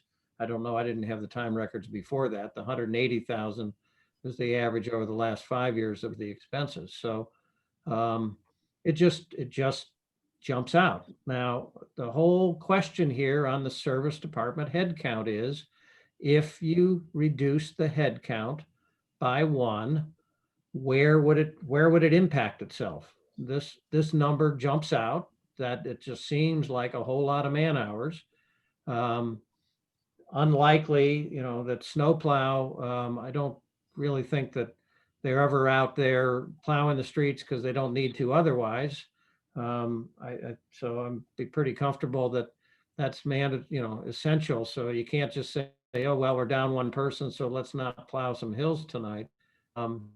And Dave brings up a very strong point that if we were to go to 2 shifts and reduce the head count by 1, then that would be 4 on one shift and 3 on the other shift. And you need 4 trucks on our roads, a lot of the time. So that would incur some overtime. Wouldn't necessarily be more than what we're currently incurring, but that would require somebody from the first shift that had 4 people coming in to do overtime on the evenings, but they do that currently. So If I could also add kind of on the maintenance thing, I think sometimes that heading of maintenance is a little, I guess I'd say misnomer, if you will. You know, and we always have these questions, I think, in council very often. The question is, well, I saw you hired a painter, or I saw we had a carpenter or a plumber. Can't we do more ourselves? And that's been a big push through the years.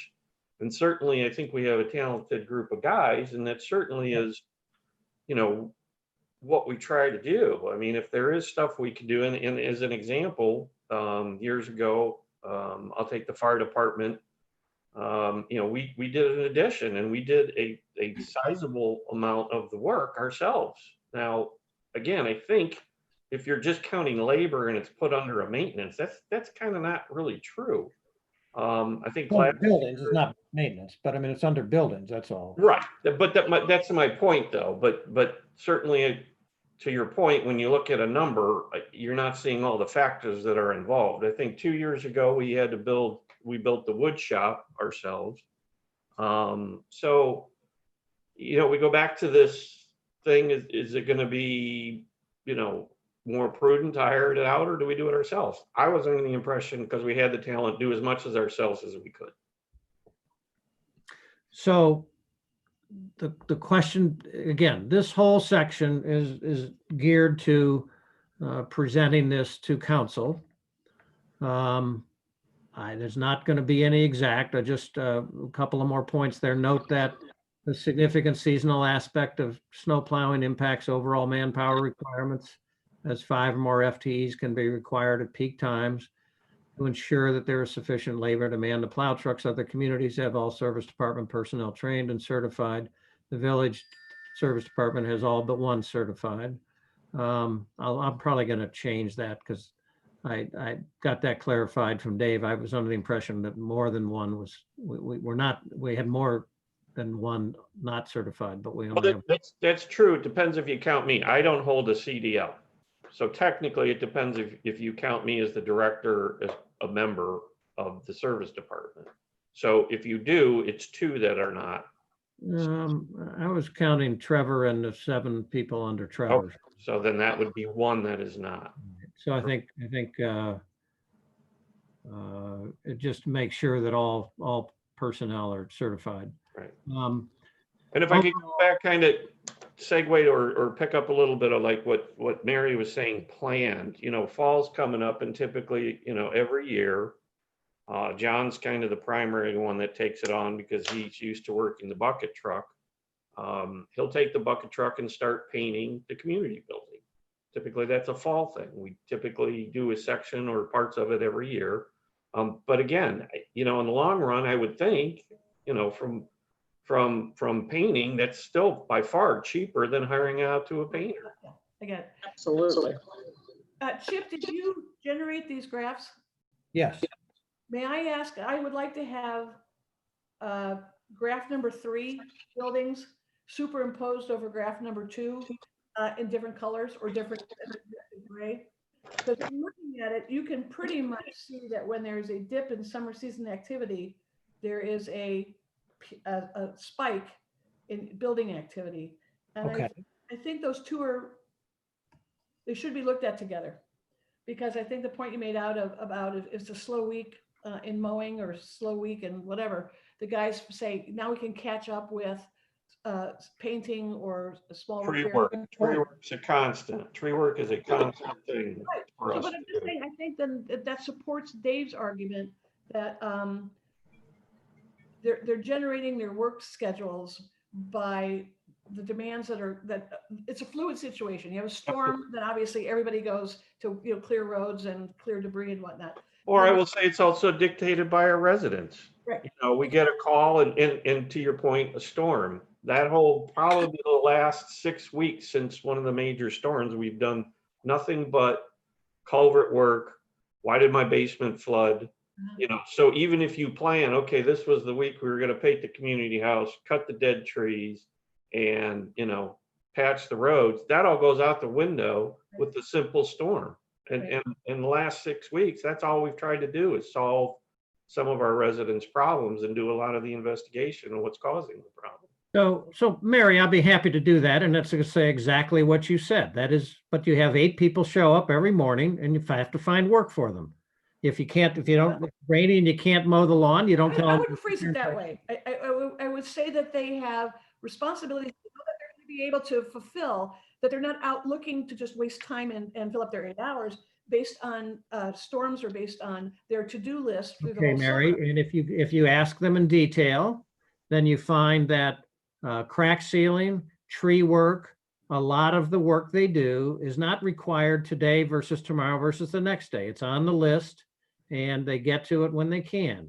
The question for council will be, if you reduce the head count by 1, what would be the impact? Maybe some of it's going to come out of summer season. It's not going to come out of winter season activities, because that's when it's snowing, you got to be out there. It's not going to come out of maintenance. We have one maintenance guy and it comes out that that's what he spends all day doing is maintenance. Maybe he's got a little bit of extra time. I don't know, but he charges his time to that category every day. You have your vacation, holiday, and a little bit of other, which is some special projects. So it's somewhere between buildings and summer season activities. So it's going to be extremely difficult when you talk to other service departments and ask them, how do you get to your manning level? How do you know whether you have 1 too few or 1 too many? The answer is pretty much depends on how often the phone's ringing from the residents. And that's what Dave would say as well. So that's the dilemma. And the question for the council, Mary, will be, if we're going to conclude that we have to raise taxes, do we want to at least have evaluated whether we think there's any expenses that we could try to reduce in addition to raising taxes? Or do we want to tell the community, we have looked at every single position, we're rock solid, not a single excess position anywhere, not a chance we can reduce our expenses? And Just, if I could add one comment to what you said regarding the phone ring, I don't know that we ever really talk a lot about this, but what you said is very true, but it also is the level of service we want to deliver. Right, you've made that point too, very good. If Mrs. Jones calls and says, hey, I got a dead tree, can you cut it down for me? Well, technically by law, if it's not in the right, no. If it's within a couple feet, we'll do anything we can to help. Because cutting one more tree when we're out with the tree crew is not a huge deal. Now, if it's in the backyard, it causes a big problem, but Well, this all comes down to the level of service you guys want to deliver. Right. right. And What And said- also, in fairness, these graphs only represent Numbers. not even 2 years, 18 months. Right. No, And no, all it takes is one All summer of years. bad storms, and this graph is completely different. it's 2 years. That's 24 months. January to November is what I'm getting. No, that's just when it cut out, but it's 24 months. It's January to December of 2018-19. So, Okay, just Chip, so there are two questions here that we don't touch on in your summary. We discovered that in Hunting Valley, they concluded that they could, instead of on a tree by tree or incident by incident basis, they could contract with an outside tree service company for in aggregate, and that they do not do their own tree cutting or tree service. I don't know that we have examined or obtained any quotes for what it would cost us to have an outside service do our tree service. The other is that we discovered that Chester Township has an outside mowing service that does all of their mowing. Now, most of their mowing is berms and so forth, and their cemeteries. But I don't know that we have actually obtained any quotes from outside mowing services and compared those two costs to our internal costs. and suppose that you found that we have 0.4 of a person that mows, because we do bring in summer help to do the mowing. So now you say, well, I think we'll outsource all tree work and all mowing work. And it looks like that'll save us $10,000 a year by eliminating 2 positions. Now, what do you do in the winter time when you only have 6 instead of 8? And you gotta man the plows, 4 plows. So there is a limit to how small the department can be, because it is partially driven by how many plow trucks we need on the road at certain times. So that's a constraint. I didn't bring that necessarily out here. Is that a fair statement, Dave? Yes. So, Hunting Valley's fine with 4 people in the service department because they only need 2 trucks on the road most of the time. But they also have two on-call drivers, which we don't have. Right. And they That bring, gives them the ability to put 4 on the road at any one time. That's still Well, not enough.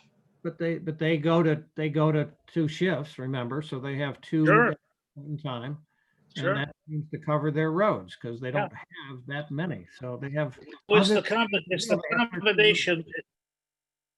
It's the combination of the various services and economies and outside contracting as to compared to what we do. I just don't see how you can make an intelligent decision until you have quotes for everything and compare one versus the other. And then what are you going to do about plowing the streets in the winter?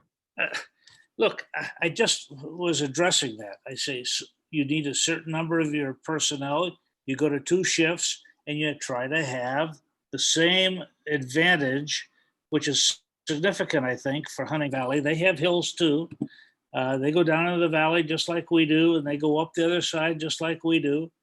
But you try to complement your full-time people with your on-call people. But it requires an effort to go out and find them and make the arrangements with them.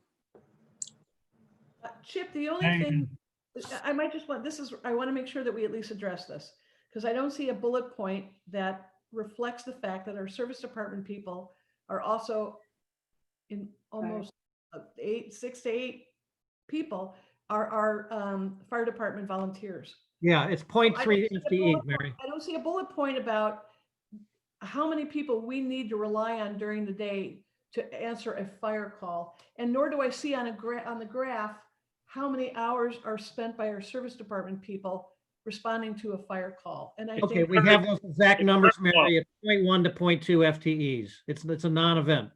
We've heard that a lot, and it's not very many hours. It's okay, almost it's not many hours, I'll give you that, but just like the snowplow issue, you have to have them available so that if the call does come in, they You can.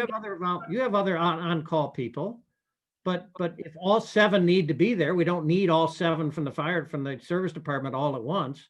There's never any incident of that. It's look at the other graph in your graphs, Mary. Yeah. If you take Marston Park out of that, most of that is special projects with a very small little bit of fire. So that's, I'm sorry, that is not a valid argument in any way, shape, or form. Every 2 weeks, it's 0.1 or 0.2 FTEs at most. That's based on calls that we've actually tracked over the course of the last 2 years. Every time they go out, they record the time. Right. But I guess I'm just saying from the standpoint of being prepared, and to Dave's point, giving our residents the service that they expect, do we have to give a little heavier weight to the service department employees who are also volunteer firemen? Well, for what, fine, but what does that have to do with whether we need 7 versus 8? Just as long as the 7 that we retain are all volunteer firemen and paramedics. Okay. But if we take it in count, okay, so we got 7, but we're split in shifts. So now during the day we have 3, assuming everybody isn't sick, nobody's on vacation. So right? Dave, can 3 people get into a truck and respond to a fire in your estimation? Mine? My estimation? That's up to the chief to Yeah, answer. all right, that's fair. I'm sorry, Chief.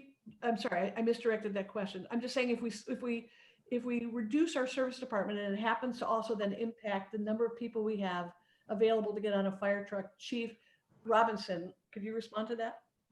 Yes, we should try to maintain 4 people on an engine at all times. And that is, I've raised my hand a few times, but I've been somewhat, silent on this. My real concern is about the splitting of the shifts. And our volunteers on the department, they have full-time jobs elsewhere. So we are very dependent upon our service department personnel that are also on the fire department to be here Monday through Friday, what would be considered the normal work week, 8 to 4, 8 to 5. If you split them in half and then allow a person to take off, which you have to for vacation or holiday, you could very easily end up with 2 people here, and respond. You're only talking about doing shifts over the winter, over the snowplow season. Yes. Four, And four on each shift. We can if we reduce, that's 7 people. So you're 3 and 4. Well, we happen to have a lieutenant who's the 9th person. Who's the lieutenant? You. Oh. I thought I didn't count. again, I understand it's only for the winter months, but we have calls in the winter months too. We do depend on that. All of the other communities that you've discussed as far as their service crews, Hunting Valley and such, none of them are on the fire department too. They're not wearing that dual hat. And again, we do very much depend on those people on the service department that are also on the fire department, which is the majority of them, to be able to be here Monday through Friday to handle those daytime hours when the other personnel on the fire department are at their full-time employment.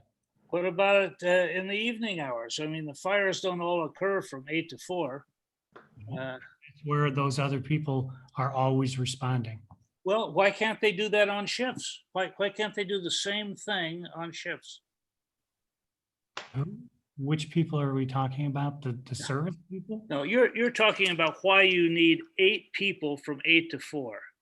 And I'm simply saying if you have 4 people on each of 2 shifts, it's the same thing that you're facing right now if you have a fire at 6 or 7 o'clock at night.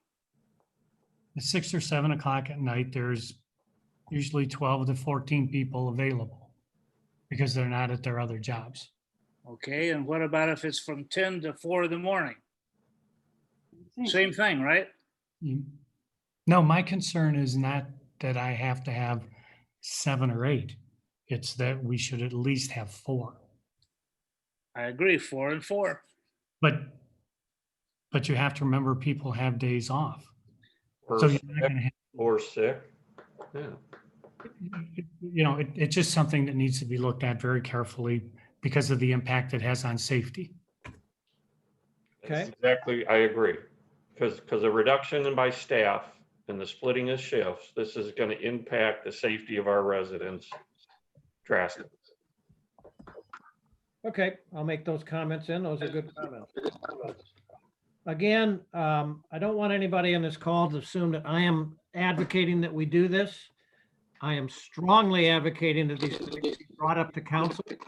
I hope that council will sweat really hard to make a decision of whether we should or shouldn't. I think I know the makeup of our council. I don't want to predict, but I want to make life a little difficult for our council. Now, that's the entire purpose here. As we studied other communities, these ideas came out. They came out strongly, particularly when we looked at all of the time spent on how it was spent. So notice they say here, an opportunity to reduce may exist. The final comment here. Overall opportunity to reduce head count by 1 person may exist, although the impact on service levels is difficult to predict.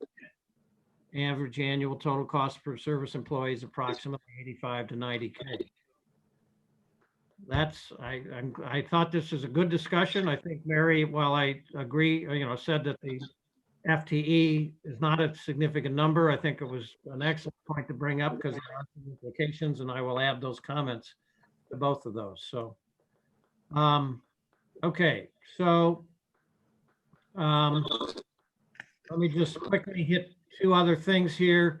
The wastewater plant expense, our annual cost is about 190,000. Annual cost for other communities with comparable facilities usually utilizing private Wow. apparently totals 20 to 30, although this also requires some support. An initial quote from the private contractor indicates the possibility of considerable annual cost savings, but much of further work is required. The goal is to understand this over the next several weeks. The service department is also trying to understand further what specific services are currently being provided by the county. Dave, I do want to make a comment here that I know there's a lot of effort to try to get apples to apples. And the more I've thought about it, I don't really, it'd be nice to have it apples to apples. I really want to know if we went, what would total cost be to go to an outside agency that takes the responsibility? Because we could take us 4 years to break down all the things that the county. Well, yeah, but I think again, it's important to know, as I discussed with you, there's a difference between what's the minimum EPA requirement to hold the permit. And there's a significant difference compared to that to what does it really take to operate the plant. So if we truly don't know what it really takes on a day-to-day basis or a weekly basis, what it takes, I think any numbers we're going to get are just going to be so skewed. It's just not, it's not going to be relevant, or we're just not going to give council or you guys or whoever is going to review it adequate data to make an educated decision. I think we're getting there. We had a very good meeting with the county. As I told you, I talked to the operator. He felt that 2 times a week in no way is going to be enough time to keep our plant operating within compliance. So I think we can get that relatively soon. And that's our hope, our goal. Okay, but I do want to remind you that Moreland Hills uses this outside firm, and they have some support from their people, and they're Right. in compliance. Right. So we're going to want to circle back with them and understand what it takes them to maintain their facility. Their facility is more complicated than ours, not less. So What way is it more? they have more pump stations, my understanding. I think they have 9 pump stations. But the pump stations, that's a totally separate, the county handles that completely separate from our wastewater. Not in Moreland Hills. I understand that, but I'm saying the cost of our other pump stations are not included in the wastewater. That's paid by something entirely different. That's even more egregious then. Yeah, no, that in the makes it total. worse. I understand, but I understand, but I'm trying to make sure you understand the pump stations are not in part of the only pump station that's in the wastewater is the one by town hall. That's it. Dave, you talked to the county about it. Have you talked to the contractor at all? Yes. And what's your conclusion? I don't think he has enough time in for it. Okay, what's Moreland Hills say? You guys talk, I don't know. You guys talk to him. Well, Well, are you going to talk to them to try to understand what Sure. their experience is? Sure. Yeah. That to me is the relevant thing. Again, Okay. we're not trying to compare to the county. We're trying to compare to Moreland Hills. Okay. Why would we want, Dave? County's Why gonna would we justify- want the county to continue doing this? What was that, Les? I said, why would we want the county to continue doing the service that they provide for 190 grand? Well, I think the biggest thing is the service in the event that there's an emergency. That's my concern. Well, again, that's why I keep saying, can we find some other community in addition to Moreland Hills? As you said, Chagrin Falls isn't relevant. They Right. have waste treatment facilities, et cetera. So there's got to be some other 1 or 2 communities that have a waste treatment facility, not too different from ours, and see what they do. So my only concern is that having the county try to explain why, justify the 190,000. I have No. We're not asking them to justify it. We're asking them, what are the required tasks that need to be done for that plan? That's what we're asking. But I'm What, asking them to justify it. why don't you ask the contractor what it is that they do, that they would do for us, and whether that will in fact satisfy the compliance requirements? Gotcha. We could do that. So Chip, does this all circle back to your fourth bullet point that perhaps the county is providing us with more service and analysis, maintenance than we actually need, in that you've described it, David's described it as a relatively simple system, less complicated than Moreland Hills. So are we buying the deluxe car wash or are we paying for the deluxe car wash with interior, vacuuming, when we only need the quick car wash? So No, let me respond to that, Mary. The fact is, you're getting the same damn car wash, but you're paying a multiplied premium cost because the county has no motivation to be economical.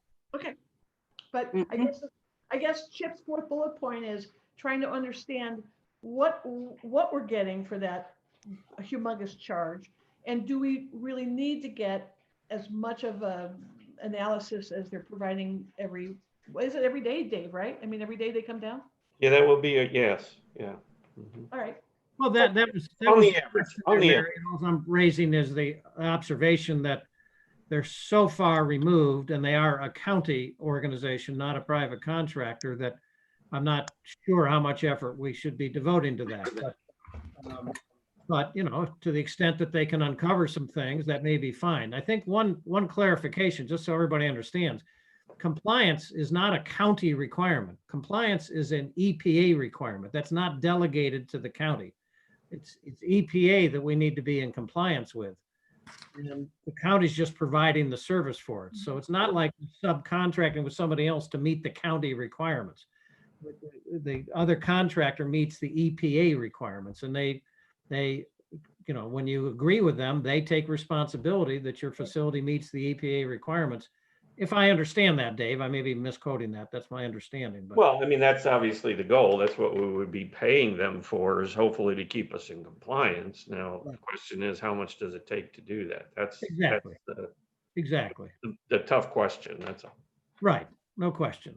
So other things are just basically that Go ahead. I'll be done. might want to consider going out and doing some, RFQs every 5 years or so for our professional services and our property and casualty and other insurance. So that's really, again, these are recommendations from council.